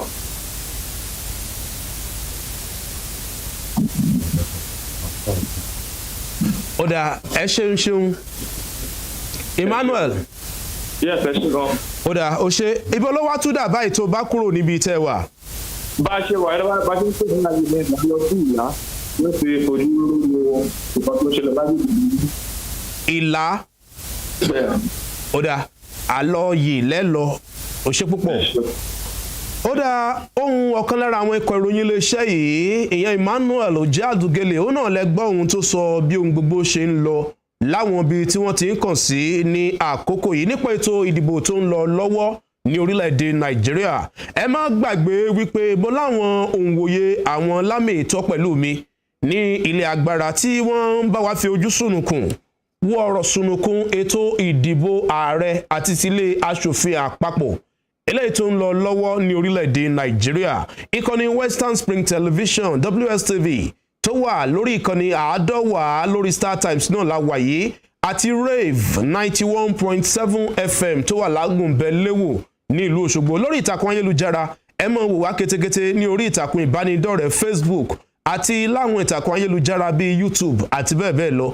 nígbà tí a bá lọ sí òdì kejì tá a bá dé àkànṣe ètò nípa bí ohun gbogbo ṣe ń lọ lórí ètò ìdìbò tòní yóò mọ tẹ̀síwájú ẹ má gbé kúrò à ń bọ̀.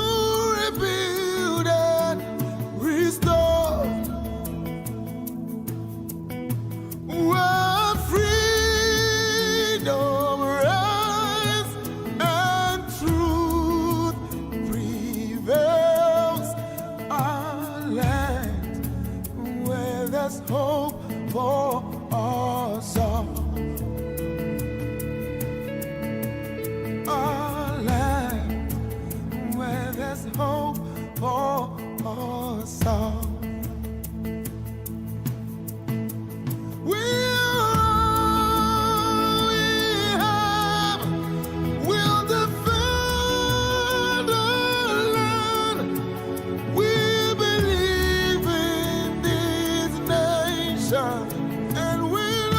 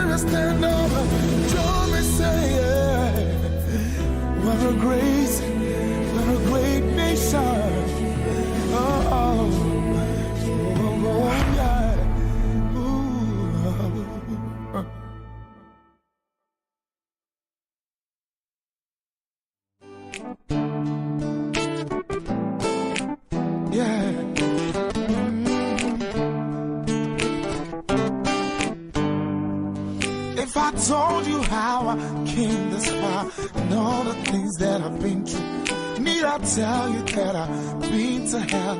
I've seen it all and done it all. Growing up as a child.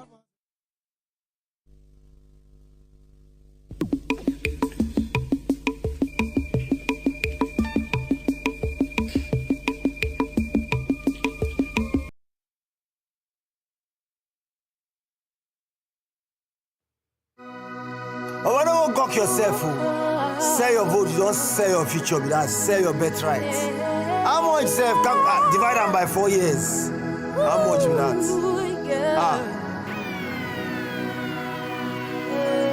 No sell your vote, oh. No matter the thing them they tell you. No matter how the thing they do you. No matter how much money them they give you. No sell your photo, no need to fight, oh.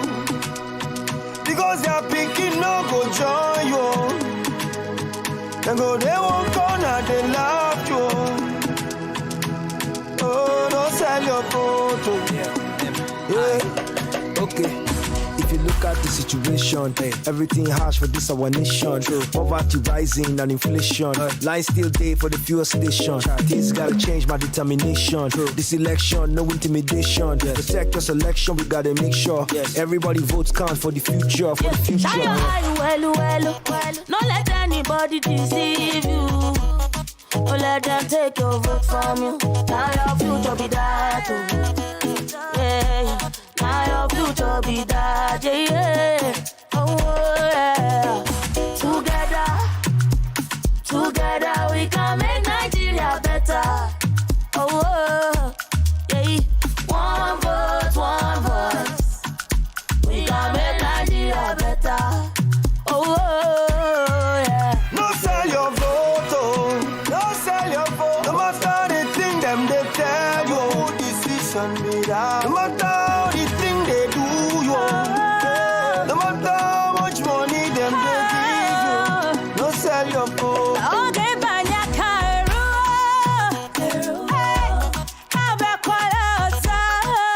I beg you photo. Time don't come again, no. Them done they show their face, so no sell your rights, so now follow them fight, so it's over to you, so no fear speak up, you yo. So ginger, no let anybody spoil them for you. The power is in you, no sell am for money, no tell you about your right, your hoe for fufu. Ya kare duk wani tanadin ku sun shashare hankalin ku kar ya bace gaba ta fi bayewa taimaki kanka taimaki kanki mai rayuwa da inganci. No need to fight, because your picking no go join you. They go they won't corner, they laugh you. Oh, don't sell your food for your bag.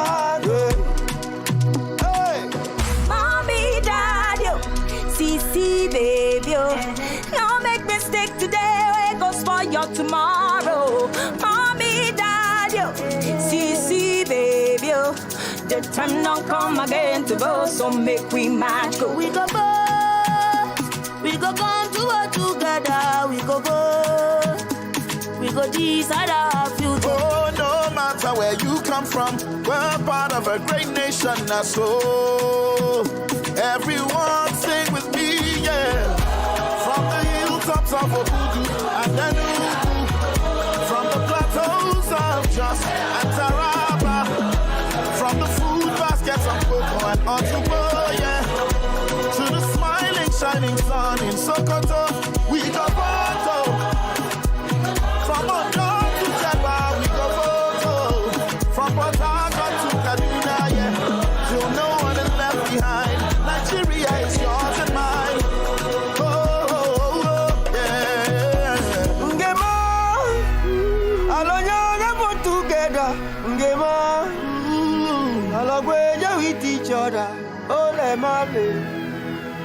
Votes are only with your PVC, man. Thank you very much. Thank you.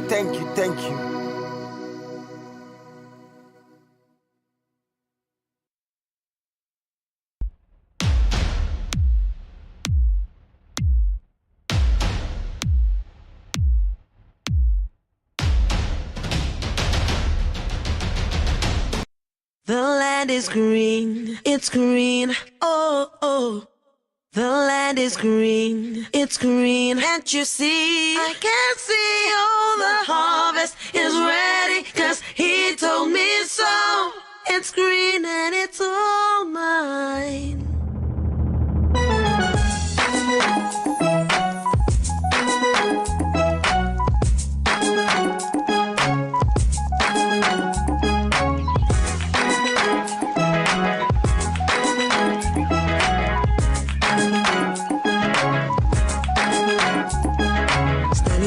As the clouds go gray, the thunder roars and the earth sings. Season's just beginning.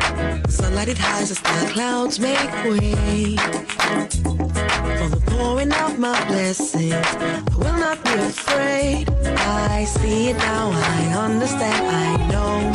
So I embrace it, dance in the rain. It's for my seed to grow. For every prayer and every seed I've sown, Lord of the harvest knows I'm reaping back 100-fold. The land is green, it's green.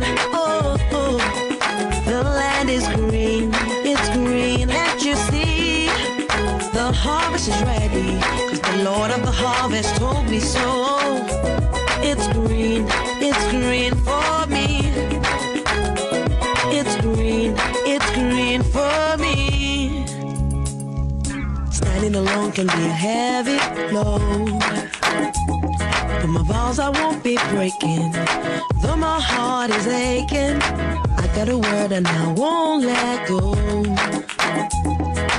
It's your will I'm seeking, so I keep on believing. I see it now, I understand, I know, so I embrace it, dance. Once again, it's time for me to grow. For every prayer and every tear I've sown, Lord of the harvest knows I'm reaping joy 100-fold. The land is green, it's green. Oh, oh.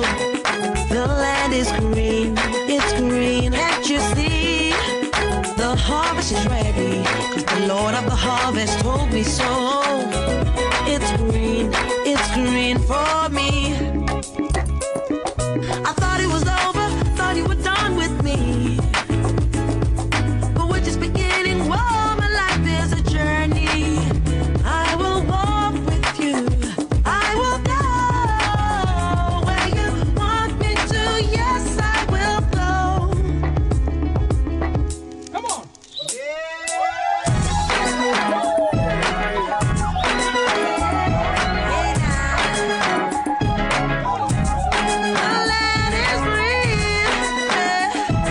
You told me that the land is green. Hey, yeah. The land is green. It's green. Oh, oh. The land is green. It's green. Can't you see? The land is green. It's green.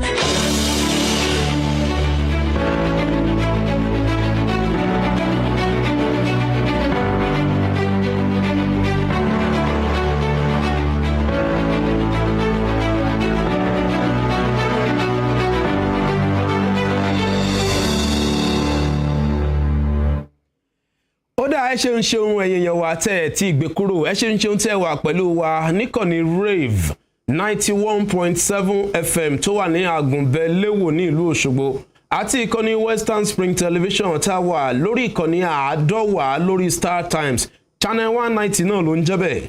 Àkànṣe ètò eléyìí tó ń jẹ́ káwọn aráàlú ká mọ bí ohun gbogbo ṣe ń lọ lórí ètò ìdìbò tó ń lọ lọ́wọ́ ní òní òde yìí, òun náà ló ń lọ lọ́wọ́. Adéyẹmí Ọlábọ̀dé ni orúkọ tí mò ń jẹ́. Mo láwọn tó jẹ́ àlejò nílé agbára pẹ̀lú mi lórí ètò tí ó ń lọ lọ́wọ́ yìí. Comrade Fẹ́mi Babalọ́lá wọ́n sì wà pẹ̀lú wa, ẹ kú ìjókòó. Mo kí gbogbo ará ilé àkópàdé òní. Ó dá bákan náà ọgbẹ́ni Kọ́mí Adémilúyì àwọn náà wà pẹ̀lú wa. Ẹ ṣé gan. Àti ọ̀mọ̀wé Túnjí Ògúnyẹmí, ẹ kú ìkàlẹ̀. Ẹ ṣeun. Ó dá láìpẹ́ láì jìnnà a mọ̀ gbọ́ àwọn ohun tó ń ṣẹlẹ̀ láwọn ibi tí àwọn ikọ̀ iléeṣẹ́ yìí tí wọ́n ń dé dúró. A gbọ́ látọ̀dọ̀ Lékan Akíndojú yóò sọ ibi tí ọ̀rọ̀ dé dúró nípa àwọn ibi tó ń ti kàn sí. A dẹ̀ tún fi àwọn fọ́nrán kọ̀ọ̀kan yìí nípa bí ààrẹ Muhammadu Buhari ti ṣe dìbò, ẹ wo gbogbo rẹ̀ bó ṣe lọ, àti bí gómìnà tẹ́lẹ̀ rí ní ìpínlẹ̀ Ọ̀ṣun ọ̀gbẹ́ni Adégbóyèga Oyètọ́lá báwọn náà ṣe dìbò lóríkò ìdìbò wọn, àti ọ̀kan lára olùdíje sípò ààrẹ nílẹ̀ yìí Aṣíwájú Bọ́lá Tinubu báwọn náà ṣe dìbò ní oríkò ìdìbò ti tàwọn náà. Gbogbo ẹ̀ pátápátá òun náà láàmọ́ fi hàn yín lọ́kọ̀ọ̀kan èjèèjì ní orí ètò. Ẹ jẹ́ kí n kọjá sí ọ̀dọ̀ ọ̀mọ̀wé Túnjí Ògúnyẹmí nípa ètò ìdìbò ọjọ́ òní. Ǹjẹ́ yín ti ṣàkíyèsí àwọn akùdé pẹ̀lú nǹkan táwọn oníròyìn wa ti ń sọ yàtọ̀ sí ìdìbò kó síbẹ̀? Ṣé tún ti ṣe àkíyèsí àwọn akùdé míì tó wà nínú ètò ìdìbò èyí tẹ́ rò pé ó jẹ́ ìláṣọ lọ́rùn pàká tó jẹ́ wọn àpérò fún gbogbo ọmọ eriwo? Ó tí o mi ò tí ì rí nǹkan kan láti káwọ́ gbogbo àwọn ìròyìn tó ń dé sílé agbára mi lè sọ yàtọ̀ sí ìdìbò kó síbẹ̀ ní ibì kan tí wọ́n ti gbé jáde kò tí ì sí ibì míì tí kùdìẹ̀kudiẹ tí a ti gbúròó so ìgbàgbọ́ wa ni pé bó ṣe ń dára yìí kó máa dára síwájú síbẹ̀. ó dà ẹ ṣeun ní báyìí ẹ jẹ́ á lọ darapọ̀ mọ́ Lékan Akíndojú ká gbọ́ ohun tó ṣẹlẹ̀ láwọn ibi tóun ti kàn sí ẹ mọ̀ pé gbogbo àwọn ikọ̀ ìròyìn iléeṣẹ́ yìí wọ́n lọ káàkiri ní ìpínlẹ̀ yìí àti láwọn agbègbè míì ẹ jẹ́ á sọdá sí ọ̀dọ̀ Lékan Akíndojú ká mọ nǹkan tó fẹ́ fún wa. ní àsìkò yìí a wà ní polling unit 4-1B ní ológun àgbáké ní ìjọba ìbílẹ̀ Ẹdẹ North a dẹ̀ pé àwọn èèyàn wà ní orí ìlà tí àwọn náà ń dìbò ní àkókò tí a wà yìí tẹ́lẹ̀ ṣáájú ni a ti rí pé àwọn èèyàn wa ti jáde ní nǹkan bíi aago 8:30 tí àwọn náà ti ń dìbò wọn tí wọ́n ti jáde láti wá dìbò a dẹ̀ pé bíi aago 2:30 ní ètò ìdìbò yìí ni ó yẹ kí ó parí kí a tó wá sí ibi a ti lọ sí àwọn ibi ìdìbò káàkiri ní ẹkùn tí àwa wà a dẹ̀ tún rí pé madé ọ̀dọ̀ gómìnà ní Abógúndé Ṣàgbà ibẹ̀ ni àkọ́kọ́ lọ tí a bá gómìnà tí gómìnà ti dìbò gómìnà náà ní kí àwọn èèyàn kan jáde kí wọ́n dẹ̀ dìbò láìsí wàhálà kankan máa tún lọ nsìn a máa tún dé àwọn ẹbí ètò ìdìbò míì láti máa ṣe ètò ìdìbò. ó dà ọ̀rọ̀ lẹ́tí gbọ́ látẹnu Lékan Akíndojú ọ̀kan lára ikọ̀ ìròyìn iléeṣẹ́ yìí tí wọ́n ń lọ káàkiri nípa bí ọ̀rọ̀ ètò ìdìbò náà bó ṣe ń lọ lọ́wọ́ ó ti dé àwọn agbègbè Ẹdẹ àwọn ibi tó ti dárúkọ wọn àátúmọ̀ gbọ́ ọ̀rọ̀ látẹnu àwọn èèyàn wa bó bá ṣe ń lọ káàkiri láìpẹ́ láì jìnà àmọ́ gbọ́ ohun bí ohun gbogbo ṣe lọ àmọ́ wo bí ohun gbogbo ṣe lọ ìyẹn níbi tí ààrẹ orílẹ̀-èdè yìí ààrẹ Muhammadu Buhari ti dìbò ó ti ń lọ lójú afẹ́fẹ́ báyìí ó yá ẹja tún wò.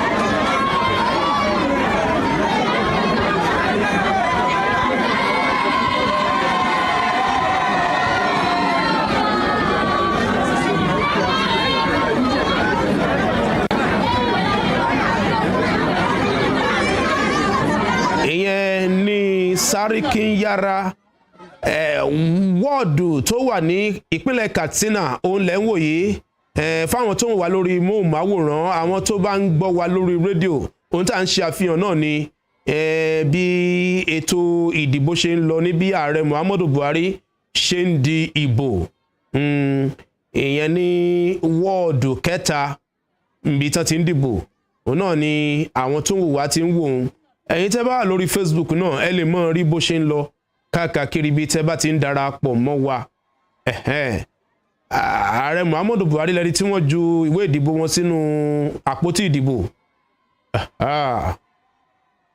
ṣe ń wò wọ́n o ọ̀dà ṣe ń wò wọ́n o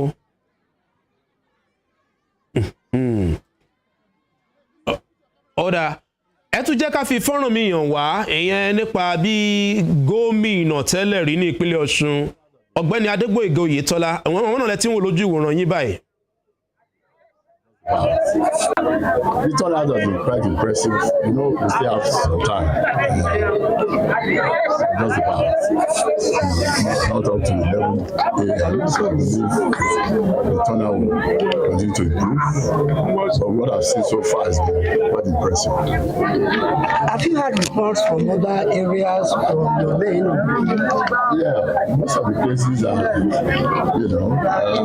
going up history.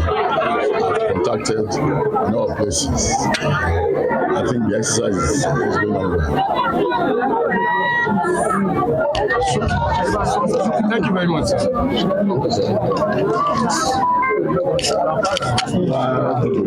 Gẹ́gẹ́ bí ojúṣe mi fún ààrẹ àti àwọn aṣojú wa ní ilé-ìgbìmọ̀ aṣòfin ní Àbújá.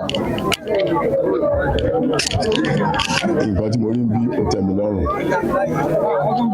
Àwọn tó ń dìbò wọ́n dìbò wọ́ọ́rọ́wọ́ kò sí gbàgídà kankan. Àwọn tó ń ṣiṣẹ́ pẹ̀lú INEC náà ṣiṣẹ́ wọn kò yẹ kó ń ṣe. Mo lè rò pé bó ṣe máa rí ní gbogbo ìpínlẹ̀ wa káàkiri.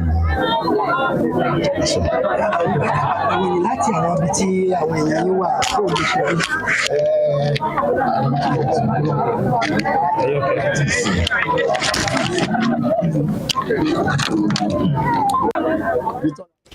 ó dáa fọ́nrán tẹ ẹ̀yẹ̀ṣẹ̀ wò tán òun náà ní ti gómìnà tẹ́lẹ̀ rí ní ìpínlẹ̀ Ọ̀ṣun ọ̀gbẹ́ni Adégbóyèga Oyètọ́lá tí wọ́n sọ bí àwọn ṣe wòye ètò ìdìbò náà ìyẹn níbi tí wọ́n ti dìbò ní òní òde yìí. Ní báyìí ẹjá tún sọdá sí ọ̀dọ̀ olùdíje ọ̀kan lára olùdíje fún ipò ààrẹ ní orílẹ̀-èdè Nàìjíríà Aṣíwájú Bọ́lá Tinubu níbi tí àwọn náà ti dìbò káwo bó ṣe lọ ẹjá mọ̀ wò.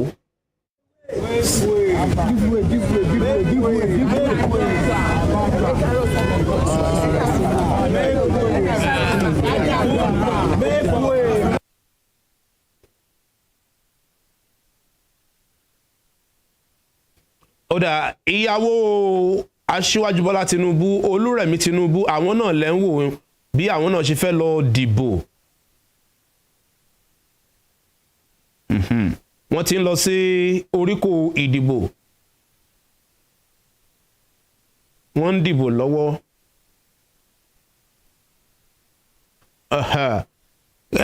Wọ́n ń ṣe ojúṣe wọn lábẹ́ òfin. Àwọn náà lẹ́ ń wò wọ́n tẹ́ bá ń wò wá lórí móhùnmáwòrán àtàwọn tó ń wò wá lórí Facebook. Aya olùdíje fúnpò ààrẹ inú ẹgbẹ́ òṣèlú APC Olúrẹ̀mí Tinubu àwọn náà ló ń dìbò lọ́wọ́ bí a ṣe ń fi hàn lójú móhùnmáwòrán yín tẹ̀dẹ̀ ń wò wá.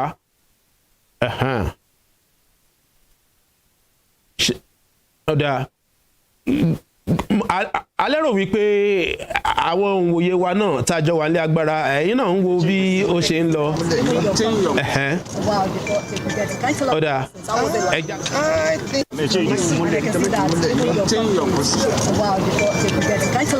I think what happened was they have two options.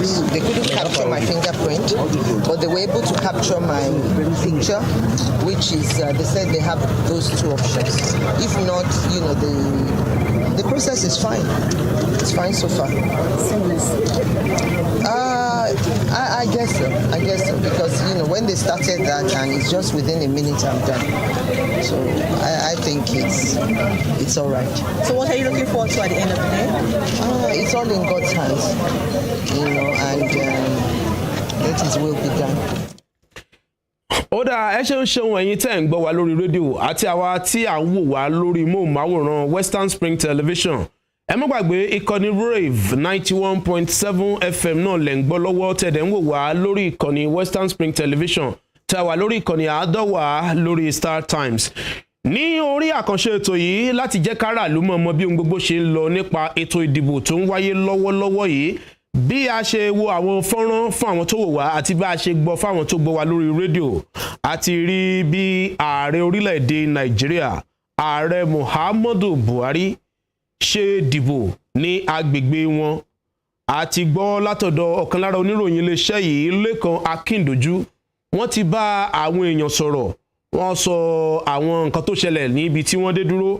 Bákan náà a ti rí olùdíje sípò ààrẹ nílẹ̀ yìí nínú ẹgbẹ́ òṣèlú APC Aṣíwájú Bọ́lá Tinubu bí àwọn náà ṣe lọ dìbò àti bí ìyàwó wọn Olúrẹ̀mí Tinubu náà ṣe di ìbò.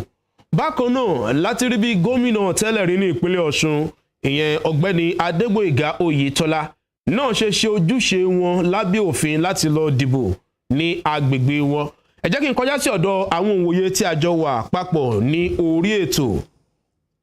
Comrade Fẹ́mi Babalọ́lá pẹ̀lú gbogbo nǹkan tá a ti rí yìí àti èyí tá a ti gbọ́ kí ni nǹkan tẹ́ lè rí mú jáde ńbẹ̀?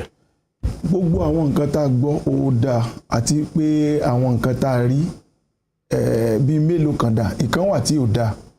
Ibi tí ò ti dáa níbi tí ààrẹ orílẹ̀-èdè yìí ààrẹ Muhammadu Buhari ìgbà tí wọ́n tẹ̀ka tí wọ́n na ballot paper wọn báyìí ìwé ìdìbò wọn fi àwọn èèyàn báyìí ṣe mọ̀ pé ó wà nínú òfin pé a gbọ́dọ̀ mú Android phone lásán wá síbi tá a ti fòtì débi pàtì ẹ̀ fi hàn yẹn pé nǹkan tá a ṣe ni ibẹ̀ yẹn kù díẹ̀ káàtó ó yẹ kí àwọn INEC kan fàlà sáàrin yẹn tó bá lè ṣe é ṣe torí gẹ́gẹ́ mo sọ̀rọ̀ kan lẹ́ẹ̀kan tó bá ṣe ordinary citizen ló bá ṣe ru eléyìí ẹgbà wà fún bọ́tà ní ọ̀nà olùdarí mo fi ní pé tá a bá fárigun tá a yọ̀ sí àkàlà ṣẹ̀kọ́ àti dọ́gbọ́n dá kànàkàn wọ́n máa tí ò rọ sí. Nínú ìtẹ́mídẹ́mọ̀ láyé ni pé tí ẹ bá sọ pé nítorí pé ẹ wà nípò ẹ fẹ́ lo agbára tàbí ẹ fẹ́ ṣe nǹkan tó pé kò bófin mu kò tí ì dà tó ìwé tán fi hàn sókè tán fi hàn àwọn èèyàn yẹn èmi ò lérò pé bójú mu pé bó ṣe wà nínú electoral law. Ó dà ẹ ṣeun Comrade Fẹ́mi Babalọ́lá. Ọ̀gbẹ́ni Kọ̀mí Adémilúyì, ohun tó ṣẹlẹ̀ náà lẹ ti rí láti ọ̀dọ̀ ààrẹ àti àwọn yòókù tí awòfọ́nrán wọn bí wọ́n ṣe dìbò ní àárọ̀ yìí. Kí ni ohun tẹ́ ń ṣe àkíyèsí? Bó ṣe ń lọ yìí ó sì dáa ṣùgbọ́n mo fẹ́ support nǹkan tí àwọn sọ. Gbogbo ìgbésí ayé yìí gbogbo ọlọ́wọ́ Nàìjíríà bá ṣe wà yìí kò pọ́n ìlú yìí lé kí ààrẹ ìlú yìí commander in chief kó ṣe irú nǹkan tó ṣe yẹn. Kàṣà sọ pé bóyá ó ṣiṣẹ́ níta but kò dùn mí nínú because tèmi bá ṣe ó yẹ kí n máa lọ bẹ́ẹ̀ bá mo fi pé ẹ̀jọba rẹ̀ máa yọ mí nínú ibi tó kó mi sí kí ni ẹ bí mi nínú gan mi kò dá kò ṣe kò ní kankan láti ṣe pẹ̀lú pátì but tí ọba èèyàn tó wà ní irú ibi tó ń wà yẹn ẹ ṣíwájú ní gbogbo tàwa tẹ̀yìn wò kò inú mi ò dùn àtọ̀. Ó dà ẹ ṣeun Ọ̀gbẹ́ni Kọ̀mí Adémilúyì. Ọ̀mọ̀wé Túnjí Ògúnyẹmí lórí fọ́nrán tá a wò lẹ́ẹ̀kan àti àwọn nǹkan tí oníròyìn wa sọ fún wa gẹ́gẹ́ bí nǹkan tí Emmanuel náà sọ ó lóun tún fojú gan ní àwọn èèyàn kan bì kan náà. Ẹ mọ̀ pé gẹ́gẹ́ bí nǹkan tí Dayọ̀ sọ ó ti fìdí rẹ̀ múlẹ̀ lára àwọn ibi tí ọmọ ti dé lónìí. Emmanuel náà tó sọ pé òun tún ra àwọn èèyàn kan bì kan kódà ó fi ìgbà tó bá ń kọ àkáǹtì nọ́mbà ńlẹ̀ nǹkan gbogbo àwọn nǹkan wọ̀nyí ẹ dákun ìgbà wo látò dẹ́kun dìbò kò sebẹ̀ lólẹ̀dẹ̀ Nàìjíríà. Tí náà ò bá tán láṣọ ẹ̀jẹ̀ ìtàn lè kan náà. ẹ̀jẹ̀ ilé tán lè kan náà. Nígbà tí wàhálà nígbà tá a bá fi ẹgbàá ká fi sí ìdí ẹni tí ó lu òfin kó lè ṣeé ṣe kí àwọn èèyàn má máa tẹ̀lé lílu òfin lójú.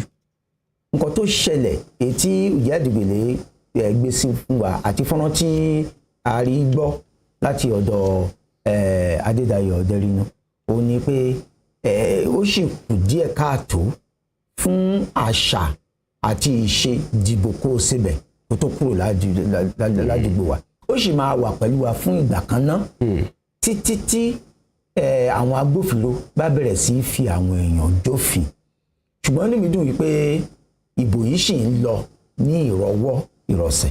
Ìyẹn tó nǹkan tí à ń tẹ̀bà tì torí pé kò rí báyìí tẹ́lẹ̀ rí kò rí báyìí ní ọdún 2023 kò dẹ̀ rí báyìí ní ọdún 2027 tó bẹ́ẹ̀ gẹ́ tó jẹ́ pé ìbò tí ó gbé ààrẹ Yar'Adua àwọlé ní 2027 òun gan pàápàá sọ pé òun gan inú òun ò dùn sí pé kọ́nu kọ́họ́ wà ńbẹ̀ láti jẹ́ pé a ti sún síwájú fún rere ní ọdún 2023 tí a ò rírú àwọn nǹkan bẹ́ẹ̀ nídìí sáà yìí.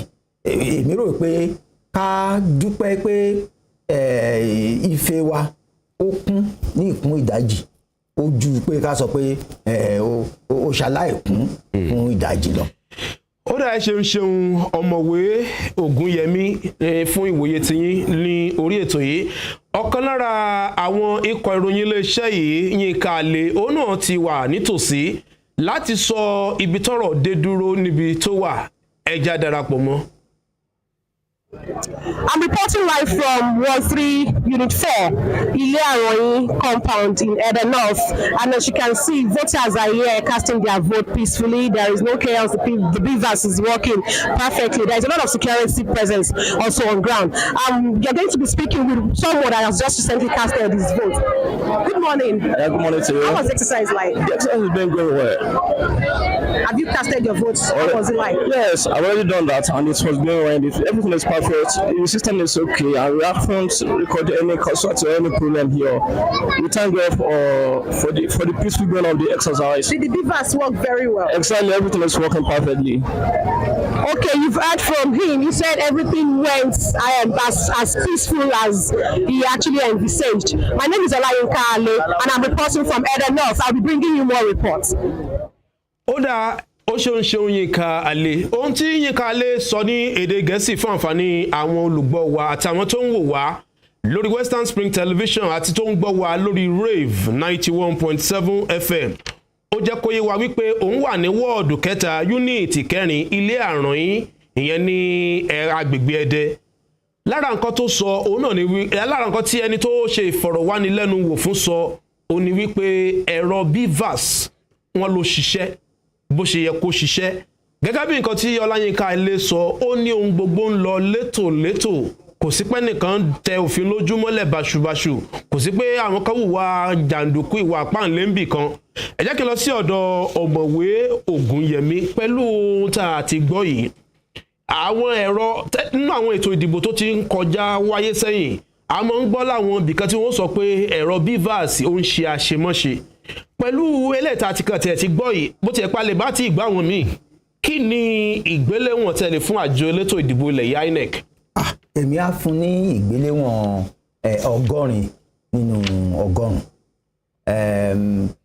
A rí fọ́nrán tí wọ́n fi wọ̀n wá láìpẹ́ yìí ni pé ìyàwó olùdíje Aṣíwájú Bọ́lá Ahmed Tinubu òun gbọ́n máa lọ sí ibi ìdìbò ó ní ọwọ́ òun ìtẹ̀ka òun ẹ̀rọ BVAS ò gbà ṣùgbọ́n ẹ̀rọ BVAS gba ojú òun ìyẹn náà dá tí ọwọ́ ò bá lọ tí ojú bá lọ gbogbo ẹ̀ náà lọ ní gbọ́yàn fọmọ gbọ́mọ fọ́yàn kí aṣáàtì fọmọ ní oúnjẹ nǹkan tó dáa ni so ó láti jẹ́ pé ẹ̀rọ BVAS yìí àjọ INEC jáwé sóbì díẹ̀ wọ́n dẹ̀ fọmọ yọ ó yẹ ká kí wọn.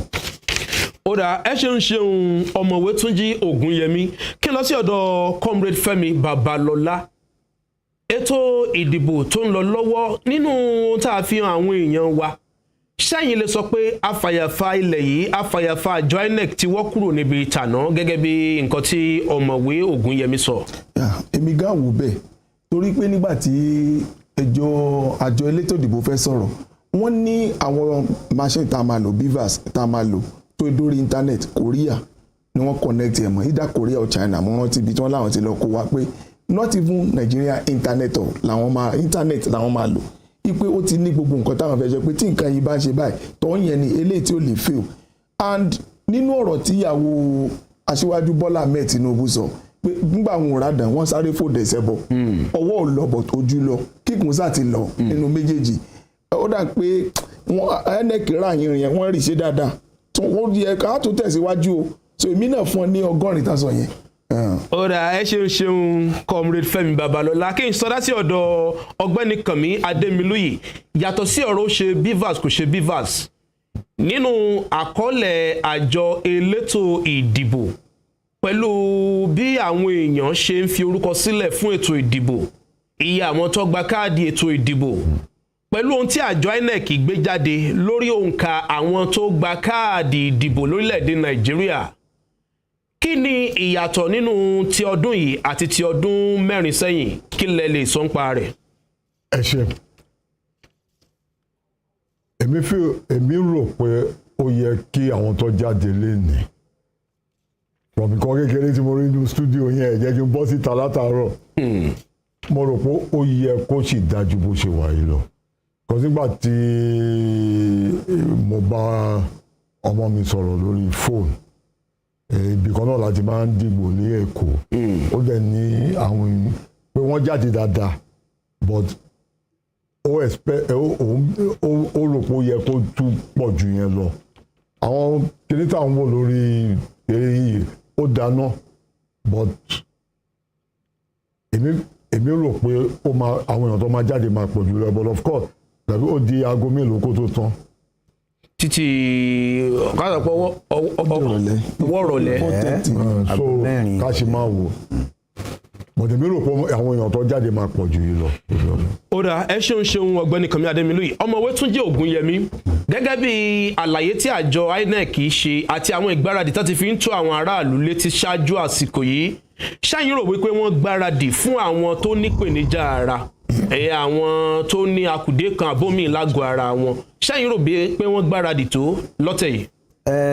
òfin ilé wa ó fi ìdí ẹ̀ múlẹ̀ pé a kò gbọ́dọ̀ yan àwọn àkàndá nípọ̀sí a kò gbọ́dọ̀ kó yan wọn kéré èmi sì rí pẹ̀lú ètò tí INEC ti ṣe yìí pé wọ́n tún fọmọ yọ lórí ìyẹn àwọn àkàndá gan tí wọ́n bá wá sí ibi tá a ti ń dìbò INEC sọ pé àwọn ní ká kọ́kọ́ fún ní ààyè náà kó kọ́kọ́ dìbò tàbí àwọn arúgbó tàbí àwọn èèyàn tí ó lóyún kí àkọ́kọ́ fún wọn ní ààyè náà èmi sì rí i pé òfin àti ìṣe ètò fi eléyìí sílẹ̀ ó dára INEC dẹ̀ ti fi hàn gbangba pé àwọn ń tẹ̀lé irú òfin bẹ́ẹ̀.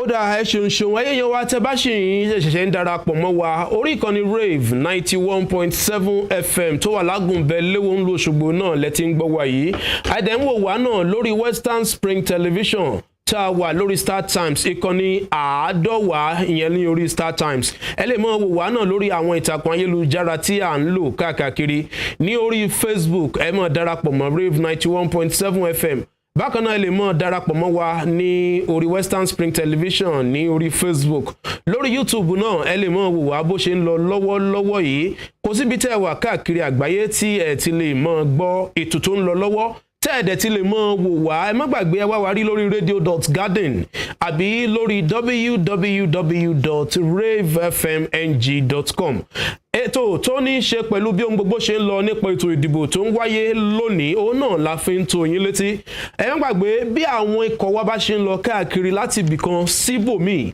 á mọ̀ bùn yín gbọ́ ní ọ̀kọ̀ọ̀kan èjèèjì ẹ jẹ́ ká wo àkọọ́lẹ̀ ẹ̀yin ọ̀jọ̀gbọ́n ẹ jẹ́ àjọ fojúsùnùkùn wo àkọọ́lẹ̀ bí àwọn èèyàn bí wọ́n ṣe gba káàdì ìdìbò sí ìyẹn uncollected PVCs gẹ́gẹ́ bí ohun tí àjọ INEC fi léde wọ́n ní iye rẹ̀ jẹ́ ó lé ní mílíọ̀nù 6 ìyẹn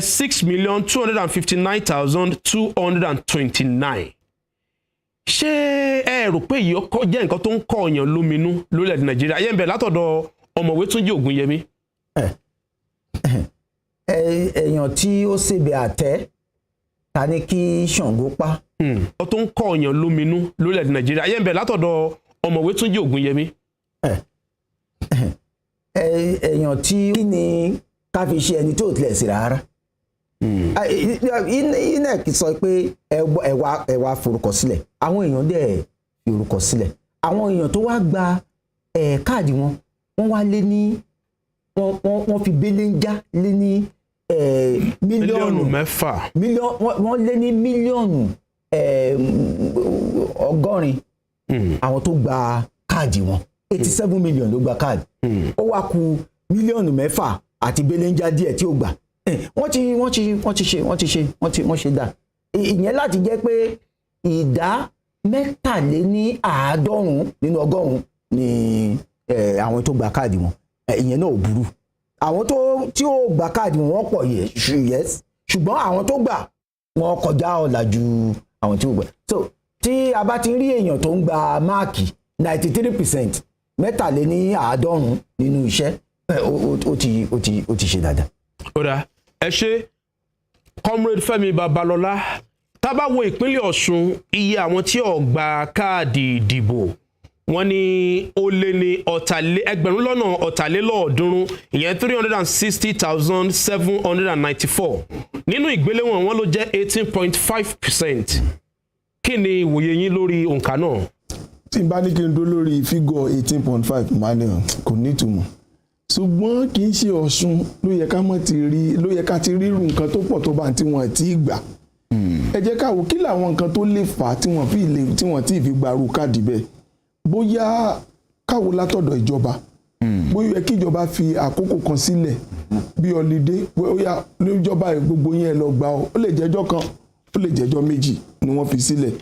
then number 2 a tún sọ pé nípa kán mọ́ gba káàdì ìdìbò ó ní bí wọ́n ṣe ń ṣe gbogbo wa ò lè rọrí wá sóṣogbo ní central kìíní local government kọ̀ọ̀kan lè lọ a tún sọ pé tí local government gan ò dáa unit tẹ́ ti forúkọ sílẹ̀ kí ló tàn kó káàdì wá bẹ́ẹ̀ kí kálukú wá gbà á ká pé wọ́n ṣe bẹ́ẹ̀ ni kò tún ní ipò tó bẹ́ẹ̀ ṣùgbọ́n nítorí pé ẹni ká máa lọ local government ká máa lọ àwa náà dẹ̀ mọ nǹkan tí ń ṣẹlẹ̀ Nàìjíríà báyìí so mo fẹ́ wò pé bóyá lákòókò kan lọ́tọ̀dọ̀ ìjọba èyí tó jẹ́ kó jẹ́ 18.5 gan ni pé torí pé Ọ̀ṣun state iṣẹ́ ìdìbò tán kò pẹ́ ló jẹ́ káwọn èèyàn gba káàdì tó pọ̀ bẹ́ẹ̀ ṣùgbọ́n lọ́jọ́ iwájú kíjọba jọ kán máa bá wa fi àkọ́kọ́ ni pé kán máa bá wa fi ọjọ́ kan ọjọ́ méjì sílẹ̀ láti lọ fi gbà ẹ̀kejì ni pé kán mọ̀ dùn lọ́fíìsì ibi táti dìbò yìí ẹ̀ kó lọ bẹ̀ ẹ̀rí báwọn yóò ṣe túyàyà lọ láti lọ gbà tá a bá ti fojú wo nǹkan méjì yẹn ó dáa lọ́dọ̀ mi 18.5 yẹn dáa púpọ̀ ṣùgbọ́n ó lè dáa jù bẹ́ẹ̀ lọ. ó dáa ẹ ṣeun comrade Fẹ́mi Babalọ́lá àwọn ẹlẹ́ṣẹ̀ gbọ́ èrò tiwọn tán kí n lọ sí ọ̀dọ̀ ọ̀gbẹ́ni Kànmí Adémilúyì nígbà tí àwọn èèyàn ń ṣe ìforúkọsílẹ̀ fún ètò ìdìbò àsìkò náà ẹgbẹ́ àwọn olùkọ́ fásitì wọ́n wà lẹ́nu ìyanṣẹ́lódì wọ́n gbé àwọn iléèwé tì pa lẹ́nu ọ̀sẹ̀ mélòó kan sẹ́yìn náà níjọba kéde pé kán gbé gbogbo ilé ẹ̀kọ́ gíga tì pa ní orílẹ̀-èdè Nàìjíríà ṣẹ́yìn ò rò wípé bí ọ̀pọ̀lọpọ̀ akẹ́kọ̀ọ́ ṣe wà nílé akẹ́kọ̀ọ́ ilé ẹ̀kọ́ gíga bọ́n ṣe wà nílé fún ìforúkọsílẹ̀ fẹ́tò ìdìbò àti bí wọ́n ṣe láǹfààní àti tá a nígbàgbọ́ pé wọ́n ó láǹfààní àti dìbò lónìí ṣé ẹ rò pé yàtọ̀ ó báwí àárọ̀ nípa ìṣọwọ́ kópa àwọn ọ̀dọ́ nínú ètò ìdìbò yìí. kò bọ́ sí rárá because láti ìgbà tí wàhálà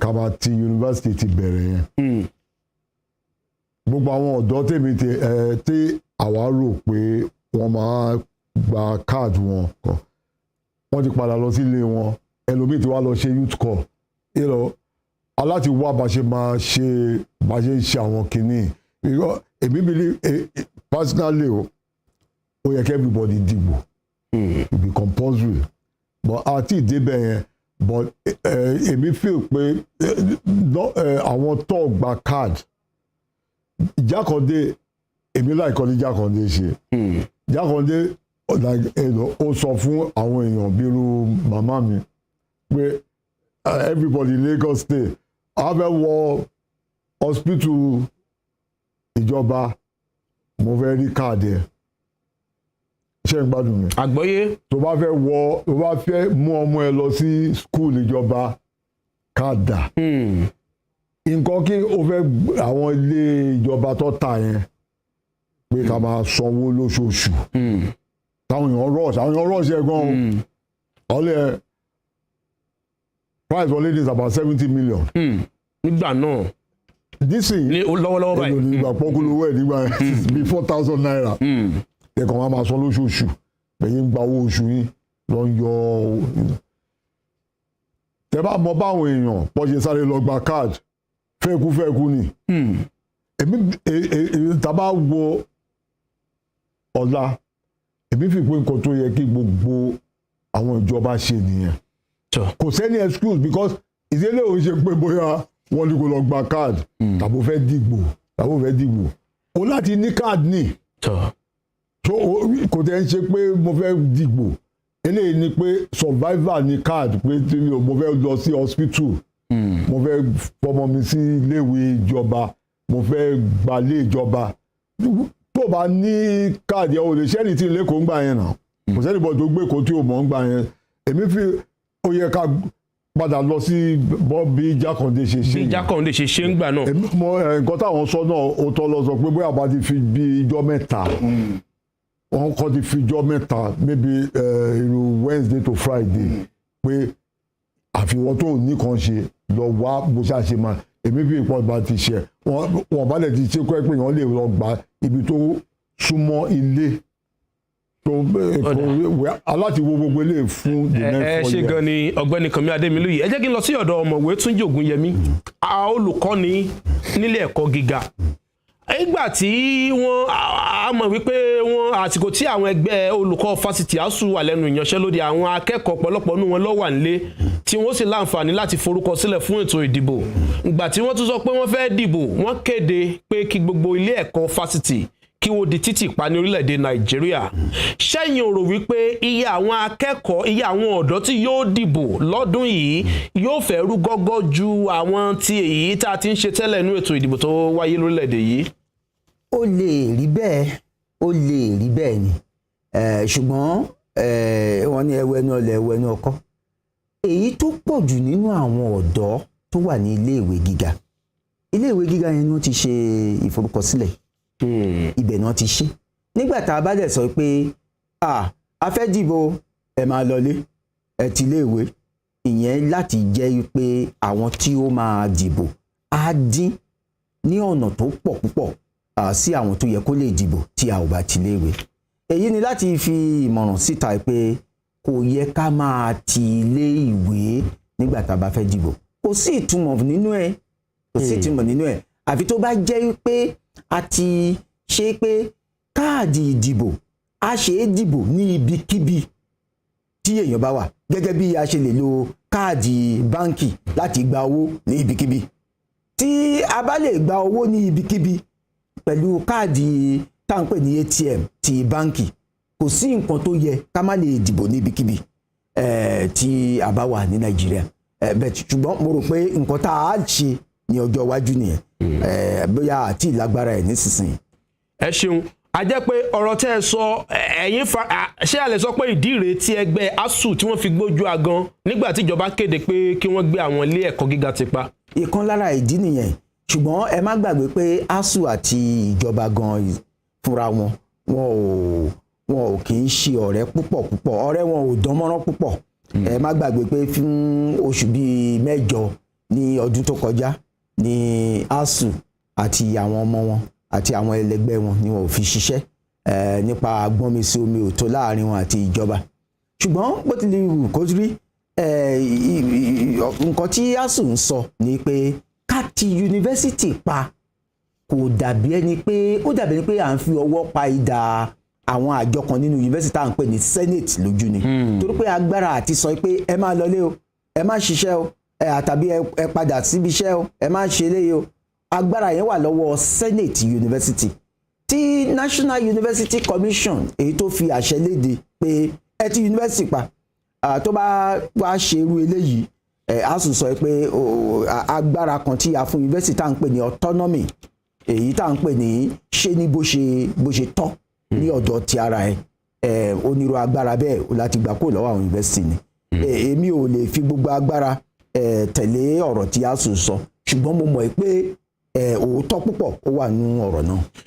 ó dẹ̀ ṣeun ọ̀mọ̀wé Túnjí Ògúnyẹmí ó dà èyí tẹ́ báyìí ṣe ń darapọ̀ mọ́ wa ìkànnì Western Spring Television àti Rave 91.7 FM lẹ́ ń wò tẹ̀dẹ̀ tó ń gbọ́ lọ́wọ́ lásìkò yìí nínú ọ̀rọ̀ tí ọgbẹ́ni Kànmí Adémilóyè sọ Comrade Fẹ́mi Babalọ́lá mo fẹ́ fa àkọ́kọ́ jáde ń bẹ̀ ṣẹ́yìn náà fara mọ́ ohun tí wọ́n sọ wípé bí ìjọba tó wà lóde yìí àwọn ìjọba tó wà lórí àlééfà lọ́wọ́ yìí tó bá lè ń ṣe àmúlò ìlànà tí ìjọba tẹ́lẹ̀ rí láyé Jákàndé tí wọ́n ṣe àmúlò tí wọ́n kan káàdì olùdìbò ń pa fún àwọn èèyàn pàápàá jùlọ àwọn òṣìṣẹ́ ìjọba láti jàǹfààní kọ̀ọ̀kan láti lè wo àwọn ibì kọ̀ọ̀kan láti lè ṣe àwọn nǹkan kọ̀ọ̀kan ṣé ẹ̀yin rò wípé èyí yóò mú ìyàtọ̀ bá ìwé àárọ̀ ètò ìdìbò lórílẹ̀‐èdè Nàìjíríà?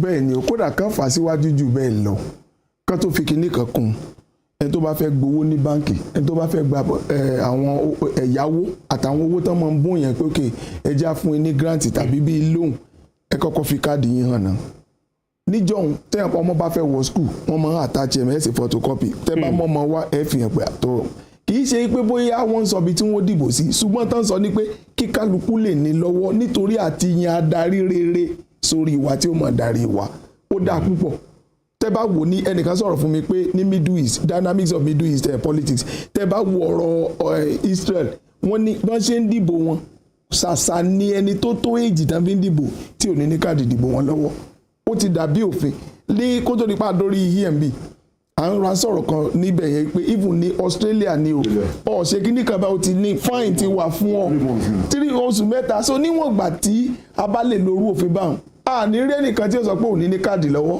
pé mọ̀ pé ọmọ yìí fẹ́ wọ university ó fẹ́ wọ college of education ó fẹ́ wọ poly ni o kò dẹ̀ ní káàdì torí lára nǹkan tí wọ́n máa béèrè fún apart from your own level result ni káàdì tí wọ́n bá béèrè fún gbogbo nǹkan bẹ́ẹ̀ ó tàn ẹ fẹ́ gbà wòsàn fẹ́ káàdì ìdìbò yín dà lẹ́yìn káàdì tẹ́ bá gbà mẹ́tò kù káàdì ìdìbò yín tí wọ́n tó fẹ́ wò gbogbo èèyàn oyún inú nìkan àtẹ tí ò bá tó ọjọ́ orí nìkan ni ò ní gbà dẹ́ ẹ̀kejì ní pé apá bíi làwa ìtì gba káàdì lókè ọ̀yà lọ àwọn ọmọ ń gba káàdì o tó bá ti lè jókòó níbi tí wọ́n ti ra jókòó sí báyìí tí màlímù bá sọ pé báyìí ní bẹ́ẹ̀ ni o ibi láti mọ̀ ń gbóra wa lẹ́nu o àwọn ń gbóra wọn lẹ́nu bẹ́ẹ̀ o. ọ̀dà ẹ̀yẹ̀já gbọ́yìn ọ̀gbẹ́ni Kànmí Adémilóyè. wọ́n bínú mo fẹ́ fi kún gbogbo nǹkan dáadáa tó sọ àti Dr. Gwen ní Australia tó o bá dìgbò 90,000 naira ni pé minimum wage oṣù mẹ́ta kò sẹ́jọ́ ń bẹ̀ nǹkan tó kọ́ lè bẹ̀jọ́ bá ní pé ṣé mo lè sọ bí ẹ̀mẹ́rin but minimum wage oṣù mẹ́ta yẹn wọ́n jẹ́ nǹkan tó yẹ ń ṣerú nǹkan bẹ́ẹ̀ yẹn nílùú Australia Brazil pé aláti san tax owó aláti san owó orí adẹ láti dìbò ara nǹkan tá a ṣe wà ní ìlú nìyẹn o láti san owó orí sódà owó wa náà la fi tún ọ̀nà tá a fi dé Rave FM lè ní ṣe òun la máa fi rán àwọn ọmọ lọ wá school bọ́ tó bá kàn san owó orí tó bá dìbò àwọn èèyàn tó lọ́pọ̀ lọ́ máa wà ní àwọn owó tèmi àti gbogbo níbí báyìí là ń sọ pay as you earn ìgbà tó bá jókòó sílé ẹgbẹ́ kò sí tó kàn mí bẹ́ẹ̀ ẹ jẹ́ kí n máa wo Big Brother tàbí kí n máa jẹ́ bọ́ọ̀lì gbogbo owó tó ń gbà every month wọ́n ń sanwó doctor náà ń sanwó gbogbo àlà ó ní owó orí gbogbo àwọn tó wò ìgbà tó o bá lédèdè ẹ̀yìn wà bí iṣẹ́ ẹ̀kọ́ àwọn ó dé ẹ̀kọ́ tó ń ṣe tí wọ́n àwọn èèyàn ń gbádùn nílé wọ́n kàn jókòó sílé ìjọ kan náà ni gbogbo ojú wákàtí bíi mẹ́ta lọ ó dẹ̀ lọ́jọ́ ìwọ yìí náà àwọn tó ṣe dáadáa tó ṣe wàhálà láti gba káàdì lọ́lọ́ dìgbò ó bá wọn ṣe kọ́kọ́ ìwọ ló máa kọ́kọ́ bẹ̀rẹ̀ sí pariwo kò sí ná kò sómi kò sójú ọ̀nà ọlọ́wà blessing àmín èní yìí nìkan náà ó di 4 years time kọ́ lọ́ọ́ ṣọ́ àjùgbà yẹn lọ àmín èní yìí nìkan náà ló yẹ kó lọ ó yẹ kó ti ṣe gbogbo wàhálà àti gbogbo àtàwọn bíbá ṣe láti gba káàdì èní yìí nìkan náà ní bọ̀dé irọ́ ó máa jókòó sílé ẹ̀ bá wá mọ́ ẹ̀tọ́ ariwo tiẹ̀ ló máa pọ̀ jù by December wọ́n ṣe lé wọ́n ṣe tán èmi gbé everything táwọn sọ ni mo agree pẹ̀lú but aláti ṣe tó jẹ́ pé gbogbo èèyàn ló máa ní voters card gbogbo èèyàn dẹ̀ ni wọ́n láti lò voters card yẹn ìtorí nǹkan tá a ṣe wà ní inú ẹgbẹ́ nìyẹn nínú ìlú. ó dá ẹ ṣeun ọ̀gbẹ́ni Kànmí Adémilóyè nínú nǹkan tí wọ́n sọ ohun mo fẹ́ fa nǹkan kan jáde fún ọ̀mọ̀wé Túnjí Ògúnyẹmí ní orílẹ̀-èdè Nàìjíríà tá a bá ní ká wo iye àwọn tó jẹ́ òṣìṣẹ́ elétò ààbò ọlọ́pàá ni àwọn sójà ni àwọn tó jẹ́ ààbò ara ńlá ààbò ìlú civil defence káàkiri akúrò pókùn kèrèmí tá a bá ní ká wo àwọn òṣìṣẹ́ ìròyìn fún Ìbàdàn tẹ́ bá lọ sí ìlú Ìbàdàn bá iléeṣẹ́ rédíò tí ó wà ní Ìbàdàn yóò lé lógójì 62. ẹ jẹ́ wá jẹ́ ká wo òǹkà ó kéré tán ọ̀kọ̀ọ̀kan yóò gbà tó 20 òṣìṣẹ́ àbí 30 òṣìṣẹ́ tá bá wá wo iye àwọn òṣìṣẹ́ níléeṣẹ́ ìròyìn n'Íbàdàn l'Ọ́ṣun l'Ékòó l'Èkìtì l'Oǹdó káàkiri àti àwọn òṣìṣẹ́ iléeṣẹ́ mọ̀nàmọ́ná fún àpẹẹrẹ IBEDC àwọn elétò ìlera kí lẹ̀yin rò pé ìjọba lè ṣe káwa náà irú àwa tá a wà lẹ́nu iṣẹ́ báyìí à ń dáàbò bò lù à ń gbéròyìn jáde nǹkan kan kí làwa náà lè ṣe kí níjọba lè ṣe láti má jẹ́ kí ẹ̀tọ́ wo dùn wá lábẹ́ òfin. láti lè dìbò àbí. láti lè dìbò. ó ṣe ṣe nǹkan tí ìjọba lè ṣe nǹkan méjì ni èkíní ni pé ká ní àwọn èèyàn tó wà ní irú àwọn iṣẹ́ tá ò kò lè déédéé fílẹ̀ ká sọ pé wọ́n lè ṣe pé kọ́kọ́ máa dìbò tiwọn náà kí ọjọ́ ìdìbò tó pé ó lè jẹ́ bí ọjọ́ bí méjì sí tí a bá sọ pé ìgbò gbogbogbò máa pé kí àwọn ti dìbò tiwọn ní ọjọ́ méjì sí ìgbà yẹn wọ́n tún lè ṣe pé kán ṣe nǹkan tó ń pè ní late voting tàbí nígbà tí gbogbo èèyàn bá ti dìbò tí wọ́n tán o àwọn wọ̀nyí á wá dìbò tó bá yá. Amẹ́ríkà máa ń ṣe bẹ́ẹ̀. Àwọn tó wà ní ìgbọnnu aṣojú embassies káàkiri wọ́n máa ń dìbò tiwọn lẹ́yìn ìgbà tí gbogbo èèyàn bá ti ṣe àwọn tó máa ń ṣe tiwọn. So a lè ṣerú ẹ ní ilẹ̀ Nàìjíríà ó ṣeé ṣe bó tilẹ̀ jẹ́ pé péréte ni àwọn òṣìṣẹ́ ìjọba ní Nàìjíríà. Mo fẹ́ ká máa mọ̀ yẹn.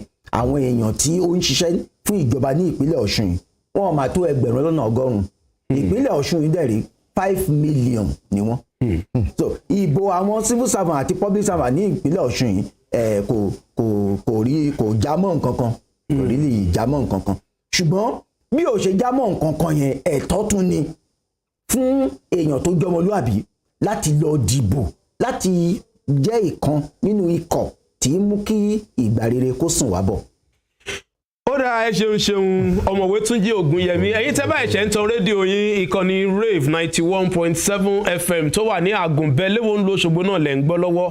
Ẹ̀yin tẹ́ bá ẹ̀ṣẹ̀ ń ṣí móhùnmáwòrán yín ìkànnì Western Spring Television Channel 190 ìyẹn ìkànnì àádọ́wà lórí Star Times lẹ́ ń wò lọ́wọ́ lórí ètò tó ń jẹ́ kẹ̀yin aráàlú mọ bí ètò ìdìbò ṣe ń lọ lọ́wọ́ káàkiri ní ìpínlẹ̀ yìí àti ní orílẹ̀-èdè Nàìjíríà.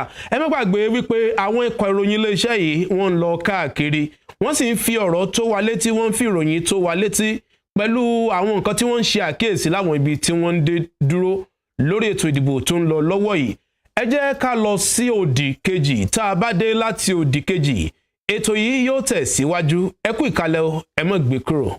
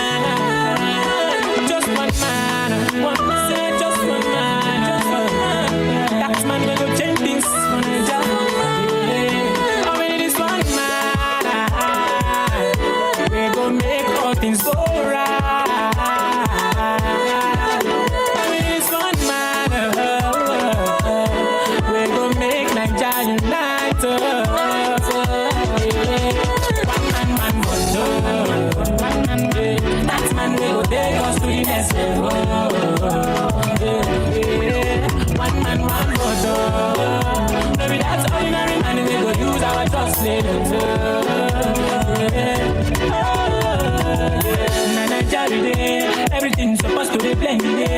Everything's supposed to be jolly day. Now who go make the changes? One man, one vote. No can you go say vote? They never know say your vote for your vote. Vote for that man, we want our test for this one man.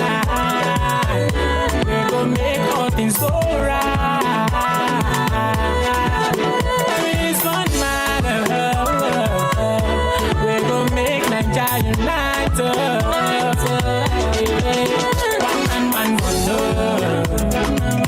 That man will take us to the next level. One man, one vote. Maybe that's ordinary man, we go use our trust election year don't show again. So many people don't plan to sell their vote again. Nothing you want gain, a destruction you cause again. Vote for that man when you trust and you know you will, That man when you know say he was it. The man way get so much ability. Yeah. Hello mommy and daddy. Yeah. We go change our country. We go make all things go right. With one man, we go make Nigeria unite. One man, one vote. That man will take us to the next level. One man, one vote. Maybe that's ordinary man, we go use our trust It's another one coming from me now. This is just reality, no be saying a lie. My name is Sonny Stam, standing on the right side. I'm taking no side with anyone now. Think twice and realize, you know my now we be, make you stay alive. Someday I also make us stick my mind. But I know say one day everything gonna end. go right. This one man, we go make Nigeria unite. One man go know. That man we go take us to the next level. One man, one vote. No be that ordinary man we go use our trust in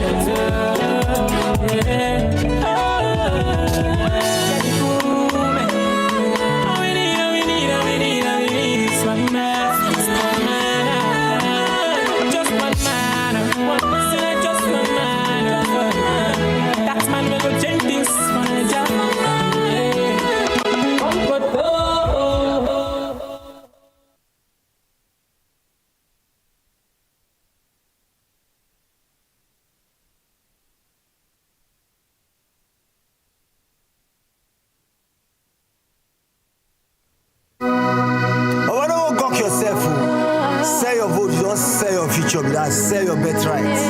How much self divide them by 4 years? How much that?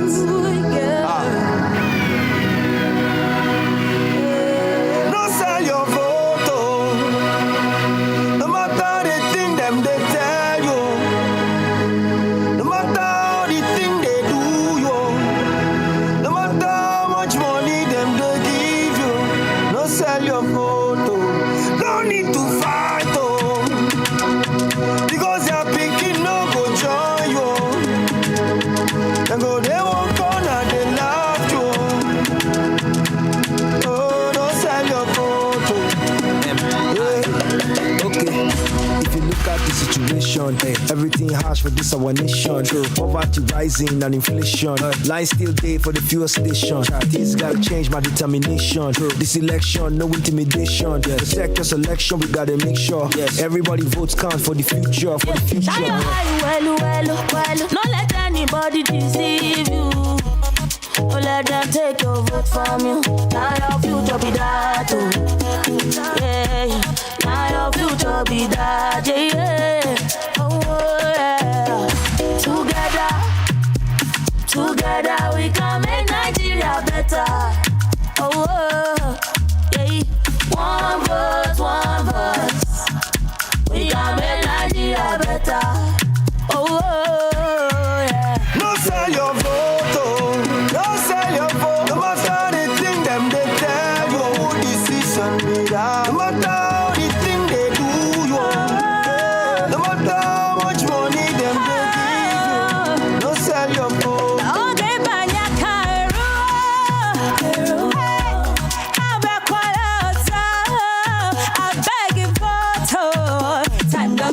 Again, no.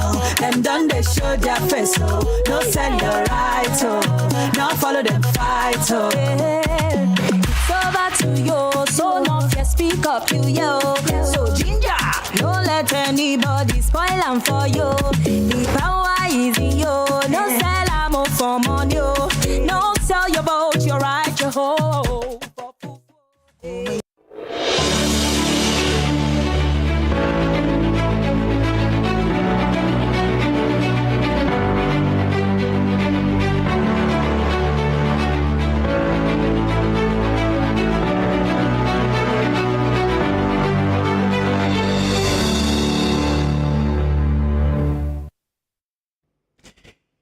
ẹ ṣeun tẹ́ wà pẹ̀lú wa ẹ ṣeun tẹ́ darapọ̀ mọ́ wa níkànnì Rave 91.7 FM tó wà lágùnbẹ́ léwò lóṣogbo àtẹ̀yìn tẹ́ ń wò wá lórí Western Spring Television tá wà ní ìkànnì àádọ́wà lórí Star Times ẹ ṣeun ojú tẹ́ fi ń wò wá ò ní fọ́ ìdí tẹ́ fi ń gbọ́ wá ò déédéé àkànṣe ètò láti jẹ́ kẹ́yìn ara lé ká mọ̀ bí ohun gbogbo ṣe ń lọ láwọn agbègbè káàkiri nípa ètò ìdìbò tó ń lọ lọ́wọ́ òun náà ni ẹ̀ ń gbọ́ tẹ̀dẹ̀ ń wò lọ́wọ́ lásìkò yìí níkànnì yìí mo láwọn àlejò tí wọ́n wà pẹ̀lú mi ní orí ètò mo ní comrade Fẹ́mi Babalọ́lá ẹ kú ìjókòó bákan náà ọ̀gbẹ́ni Kànmí Adémilúyì ẹ kú ìkàlẹ̀ wá kí ọ̀mọ̀wé Túnjí Ògúnyẹmí ẹ kú ìfọmọnìyàn ṣe àdúpẹ́ púpọ̀ ó dá ansan kọ́kọ́ ní abẹ́ aṣọ kó tó di pé a padà dé padà tá a bá ní ká wo òǹkà wọn mọ́ ilẹ̀ Nàìjíríà tí wọ́n wà láwọn orílẹ̀-èdè ọ̀làjú káàkiri àgbáyé láwọn orílẹ̀-èdè tó jẹ́ pọ́nrọ̀ ajé wọn tún rẹ́sẹ̀ wálẹ̀ ju tiwa lọ a rí wípé ó kò ní kèrèmí ọ̀pọ̀lọpọ̀ nínú wọn náà ló lẹ́ni tí wọ́n ń tì lẹ́yìn igbá kan àwo kan kòkó bàbá sásùn kí ló wá dé tó jẹ́ pé ó nira fún wa láti ṣe ètò tí àwọn tó wà lókèèrè tó jọmọ ilẹ̀ yìí tí wọ́n fi lè mọ́ dìbò yálà ṣáájú ètò ìdìbò ni o àbí lákòókò tá a bá ń di tiwa lọ́wọ́ Nàìjíríà ọ̀mọ̀wé Túnjí Ògúnyẹmí ẹ bá wa tàn mọ́lẹ̀ sí ọ̀rọ̀ yìí. òfin wa ní òfin ní à ń pè òfin náà ní Electoral Act kò tí ì fi ààyè yẹn sílẹ̀ nínú òfin láti sọ pé àwọn ọmọ wa tó wà ní ìlú òkèrè kí wọ́n dìbò torí pé òfin wa fi ẹsẹ̀ rẹ̀ múlẹ̀ pé ní ìlú Nàìjíríà yìí nìkan ni a ti lè ṣe ìbò tí ó lè fẹsẹ̀ wálẹ̀ gẹ́gẹ́ bí òfin wa ìdí nìyí tí olórí orílẹ̀-èdè yìí tó fi ti gbogbo àwọn bodè pátápátá ní Nàìjíríà kí àwọn àtọ̀húnrìnwá. ọmọwé Ògúnyẹmí mo fi owó àtọmọdé yín lẹ́nu ó dé ti gbọ́ mi wípé ọ̀kan lára àwọn ikọ̀ ìròyìn wa Ọlálékan Akíndojú ó ti wà ní agbègbè mi báyìí ó fẹ́ fi tó wa létí bí ọ̀rọ̀ ṣe ń lọ adẹ̀rí gbọ́ wípé ó wà nítòsí ọ̀kan lára olùdíje sípò ilé aṣojúṣòfin ní ìpínlẹ̀ Ọ̀ṣun Lékan Akíndojú ṣó wà ń bẹ̀. dáadáa ni mo wà ń bí mo wà pẹ̀lú yín. ẹ kú iṣẹ́ o ẹ kú àtàárọ̀. ẹ ṣe gan ẹ̀yin náà ẹ kú iṣẹ́ o. ẹ ṣe ibo lẹ́dẹ́ dúró báyìí. ní àsìkò yìí mo wà ní polling unit 7 ní in front of local government education authority ní Awo orúkọ ibẹ̀ yẹn ni wọ́n ń pè ní níwájú local government education authority ní Awo ní ìjọba ìbílẹ̀ Ẹgbẹ́dọ̀rẹ́ ibẹ̀ ni mo wà ní àkókò yìí tí a dẹ̀ tó wá síbí a ti lọ káàkiri a ti lọ sí Ẹdẹ a ti lọ Sára a ti lọ sí Èjìgbò a ti lọ sí Ìrágbérí a ti dé àwọn ìlú ìkájẹ tó dé Ẹdẹ gan a ti kọ́kọ́ wo Òṣogbo a ti wo Owódé Ẹdẹ a ti wo bí ètò ìdìbò náà ṣe ń lọ a dẹ̀ rí i pé ní àkókò tí ètò ìdìbò yẹn náà ó yẹ kó bẹ̀rẹ̀ ní aago 8:00 àbọ̀ a dẹ̀ rí i pé ní àwọn ibi tí a dé yìí àwọn tí wọ́n ṣe ètò ìdìbò náà wọ́n ti wà ń bẹ̀ ní aago 8:00 àbọ̀ àwọn èèyàn náà dẹ̀ ti wà lórí ìlà tí wọ́n ti jáde láti wá dìbò. ó dáa ó ṣeun Ọlálékan Akíndojú ní ibi tẹ́ ẹ wà báyìí polling unit 4 ṣé mo gbà á. polling unit 7. Polling unit 7 ní Awo ní ìjọba ìbílẹ̀ Ẹgbẹ́dọ̀rẹ́ ṣé ó ní ohun tẹ́ ẹ ṣàkíyèsí. a rí i pé ní polling unit tí a wà ń sìn àwọn ọ̀dọ́ wọ́n pọ̀ gan tí wọ́n jáde wá dìbò bàdẹ̀ ṣeré náà ní àwọn bòmíì tí adé nìyẹn a rí ọ̀dọ́ tó pọ̀ tí wọ́n ń dìbò polling unit wọ́n jẹ́ kí n sọ fún yín pé polling unit tí a wà ní àkókò yìí ni ìkànnà àwọn tí wọ́n ń díje fún ipò tí ẹgbẹ́ à ń gbọ́. a máa bá Honourable Bámidélé Salam a máa bá wọn sọ̀rọ̀ láìpẹ́ ń sìn àwọn jẹ́ olùdíje sí ipò House of Representatives ní Abuja àwọn wà ń bí pẹ̀lú àwọn àmà bá wa sọ̀rọ̀ ń sìn. ó dà ẹ jẹ́ ká gbóhùn ẹ jẹ́ bá wọn sọ̀rọ̀.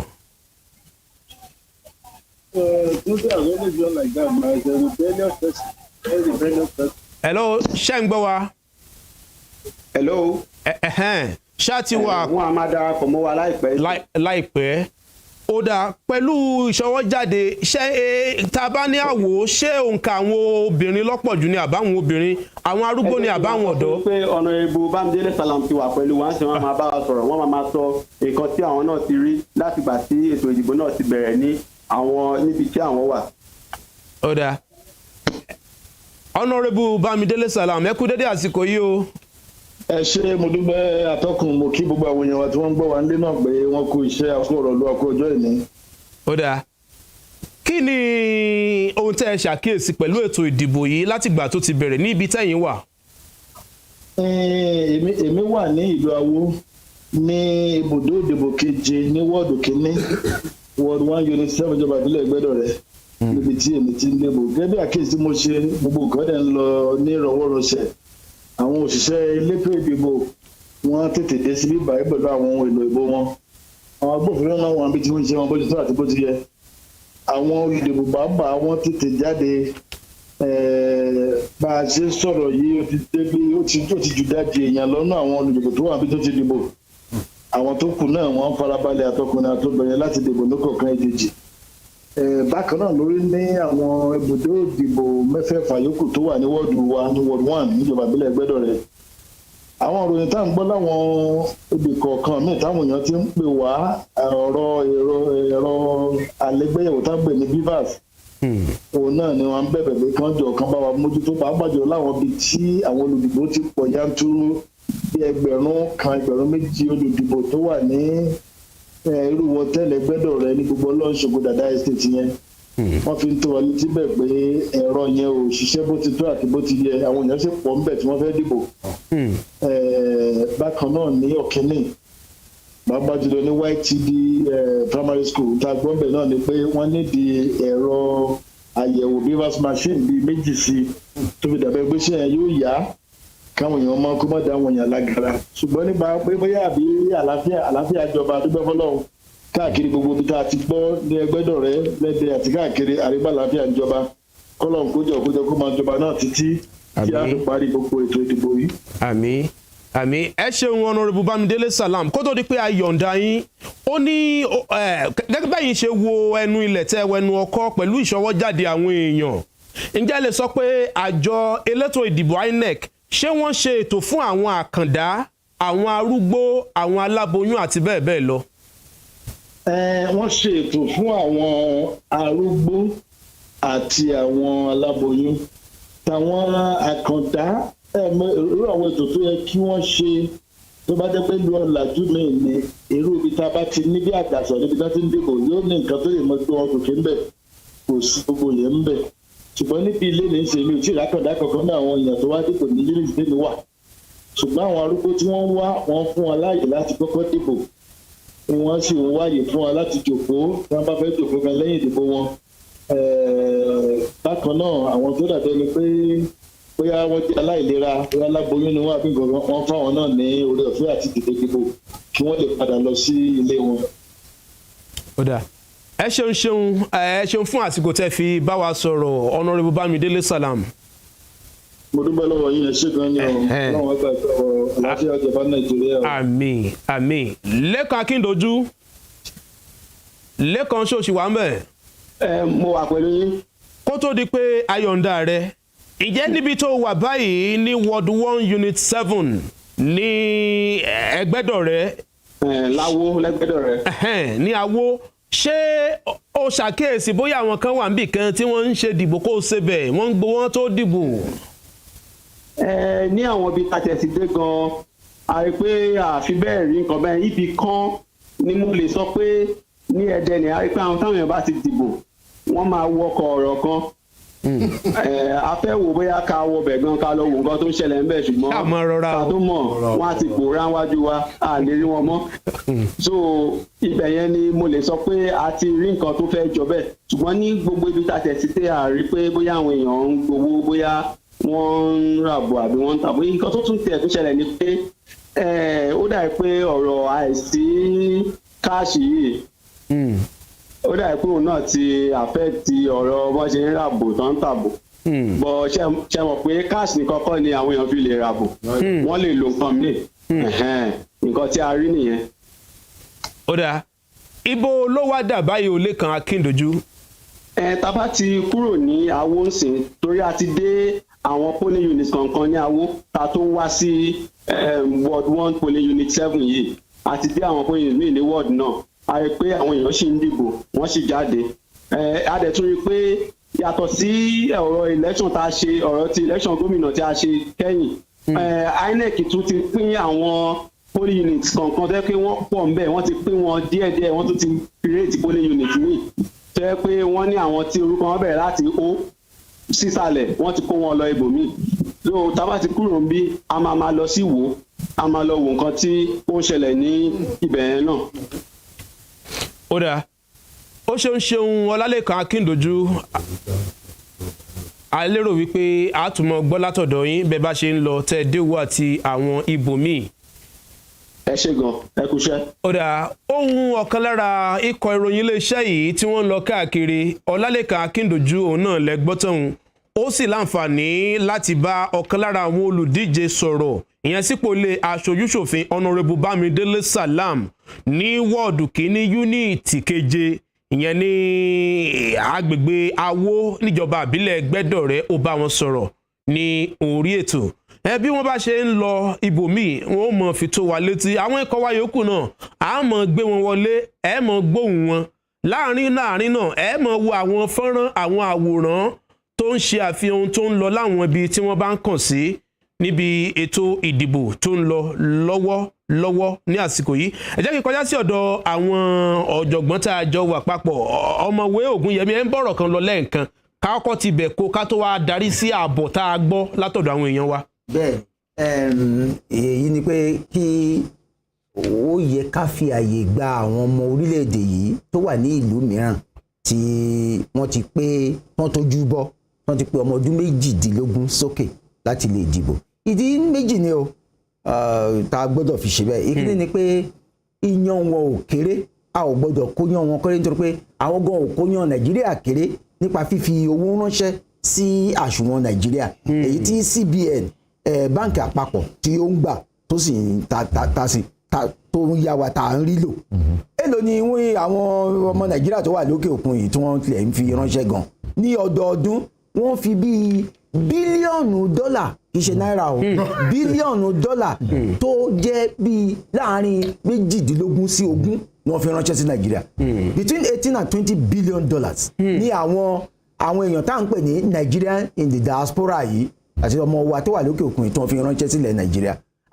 ṣé kì í ṣe bí omi ṣe mọ ni àjọ̀nú ẹ̀ ṣe lè mọ ni kò yẹ kí a lè kó yán irú àwọn èèyàn bẹ́ẹ̀ yẹn kéré tí wọ́n bá lè máa ṣerú àwọn iṣẹ́ tó dáa bẹ́ẹ̀ yẹn pé ẹ gbà fún ìyá mi lé o ẹ gbà bílíọ̀nù o ẹ gbà euro yìí o ẹ gbà dọ́là ẹ gbà pounds yìí o tí a dẹ̀ wá kó gbogbo ẹ̀ pọ̀ tí báǹkì wa àpapọ̀ wá sọ pé owó tùlùtùlù òbítíbitì owó bíi 18 billion to 20 billion dollars ni àwọn diaspora ẹ̀ tán fi ránṣẹ́ sílé ó yẹ ká lè ṣe ọmọlúwàbí ká sọ pé káwọn náà máa dìbò òfin Nàìjíríà tí ó fi ẹsẹ̀ ìbò múlẹ̀ òun là ń pè ní Electoral Act 2020 as amended ó yẹ ká lè túnṣe kó fún àwọn Nigerian diaspora àwọn tó wà lókè òkun yìí ní àǹfààní láti dìbò kó dẹ̀ ń ṣe òkè òkun bíi ìlú àwọn aláwọ̀ funfun nìkan àwọn ọmọ Nàìjíríà tó wà ní ilẹ̀ Niger nìkan wọ́n ń lọ bíi 900,000 àwọn ọmọ Nàìjíríà tó wà ní ilẹ̀ Gambia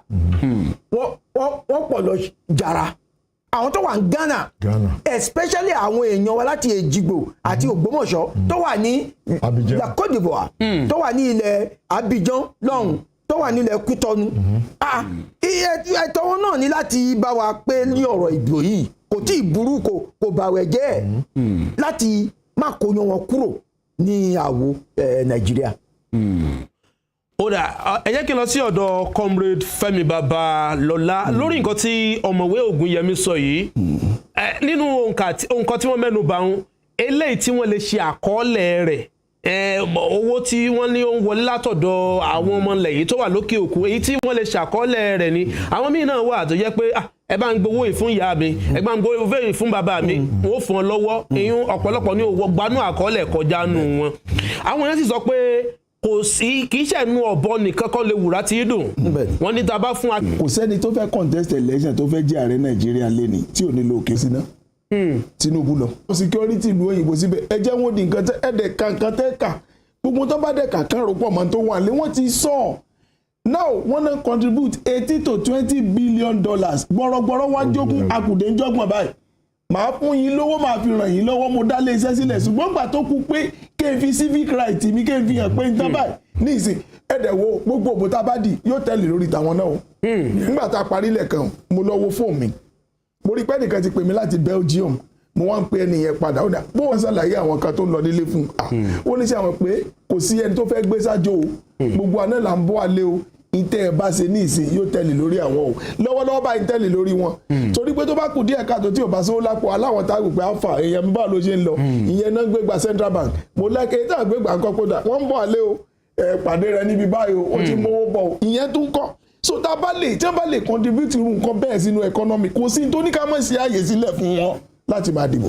ó dá ẹ ṣeun ẹ̀yin ọ̀jọ̀gbọ́n ẹ̀yin òǹwòye nípa ọ̀rọ̀ tí à ń gbéyẹ̀wò lọ́wọ́ ìyẹn ètò ìdìbò tó ń lọ lọ́wọ́ a kí gbogbo ẹ̀yin èèyàn wa tẹ́ ń bá wa wò ní Western Spring Television ẹ̀yin náà mọ̀ wípé nífárí apá kan ká dápá kejì sí ní Western Spring Television àti ìkànnì Rave 91.7 FM tẹ́ ẹ ti ń gbọ́ wa báyìí alálàfíbọ̀ láfi mọ́ ṣe gbọ́dọ̀ Gẹ̀ẹ́sì díẹ̀ gbọ́dọ̀ Yorùbá díẹ̀ ojúgbà mi Fẹ́mi Ọlánìpẹ̀kun òun náà ti múra báyìí láìpẹ́ láì jìnnà ẹ̀yọ́ ọmọ darapọ̀ mọ́ àwọn ọ̀jọ̀gbọ́n tí wọ́n wà pẹ̀lú wa ní orí ètò lọ́wọ́ yìí amọ̀rírì yín o ẹ̀yin ọ̀jọ̀gbọ́n fún ìfọmọnìyàn ṣe yín látàárọ̀ Comrade Fẹ́mi Babalọ́lá ẹ ṣé o. mo ń jẹ́ o ẹ ṣeun gan. adúpẹ́ lọ́wọ́ ọ̀gbẹ́ni Kànmí Adémilúyẹ ṣé gan ni o. ẹ ṣé gan, thank you. àwa mọ̀rírì ọ̀mọ̀wé Túnjí Ògúnyẹmí ẹ ṣé púpọ̀. ẹ ṣeun.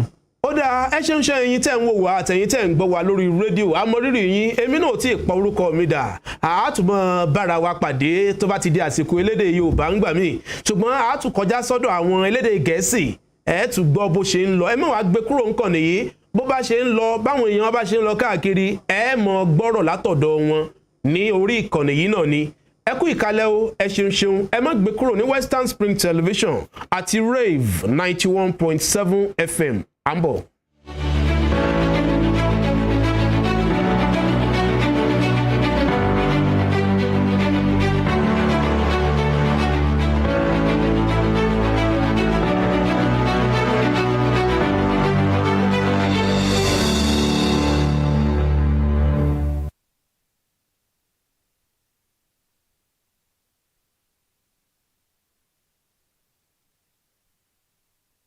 Sell your future with that, sell your birthright.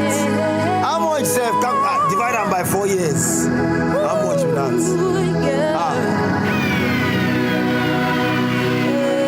No sell your photo. No matter the thing them they tell you. No matter how the thing they do you. No matter how much money them they give you. No sell your photo. No need to fight. Because your pikin no go join you.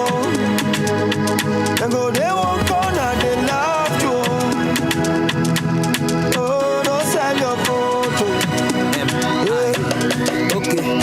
If you look at the situation, everything harsh for this our nation. Poverty rising and inflation. Line still day for the fuel station. Things gotta change my determination. This election, no intimidation. Protect your selection, we gotta make sure everybody votes count for the future. For the future. Shine your eye, well. Don't let anybody deceive you. Don't let them take your vote from you. Now your future be that, oh. Yeah. Now your future be that, yeah. Oh, yeah. Together we can make Nigeria better. Oh, yeah. One voice. We can make Nigeria better. Oh, yeah. No sell your vote, no sell your vote. No matter the thing them they tell you, decision made out. No matter how the thing they do you, no matter how much money them they give you, no sell your vote.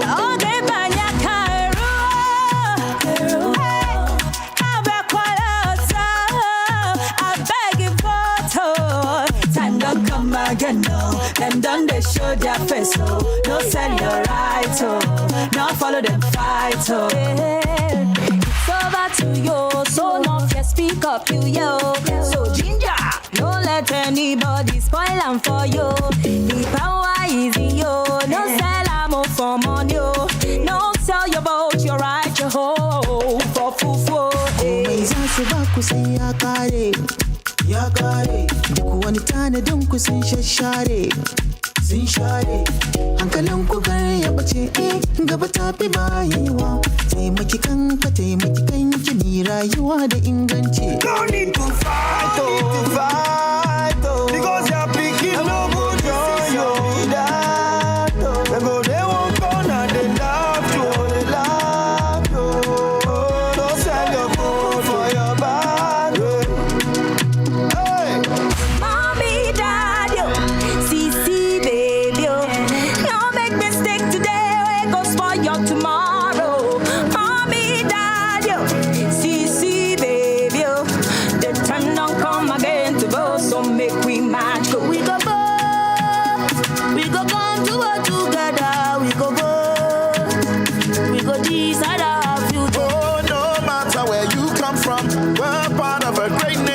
I so. Everyone sing with me, yeah. From the hilltops of Obudu and Enugu, from the plateaus of Jos and Taraba, from the food baskets of Cocoa and Otubo, yeah, to the smiling, shining sun in Sokoto, we go photo. From Ondo to Jagua, we go photo. From Port Harcourt to Kaduna, yeah, till no one is left behind. Nigeria is yours and mine. Oh, oh, oh, yeah. Ngema, alonyanga for together.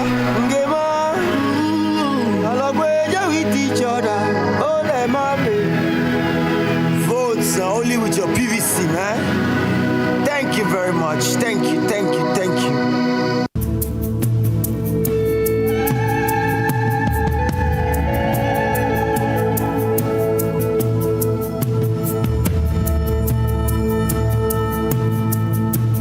Here we stand as a people with one song, with one voice. We're a nation undivided and poised. We will take us down and build our land in faith to defend what is ours. Here we are as a people with one heart for one cause. We're determined to rebuild and restore. Where freedom reigns and truth prevails. Our land where there's hope for us all. Our land where there's hope for us all.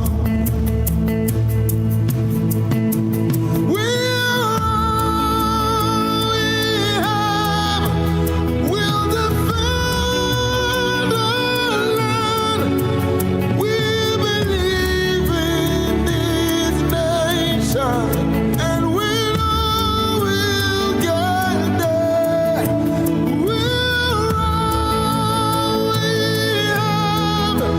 We'll defend our land. We believe in Nigeria and the promise she holds, and that one day we'll shine like the sun. We're a great nation.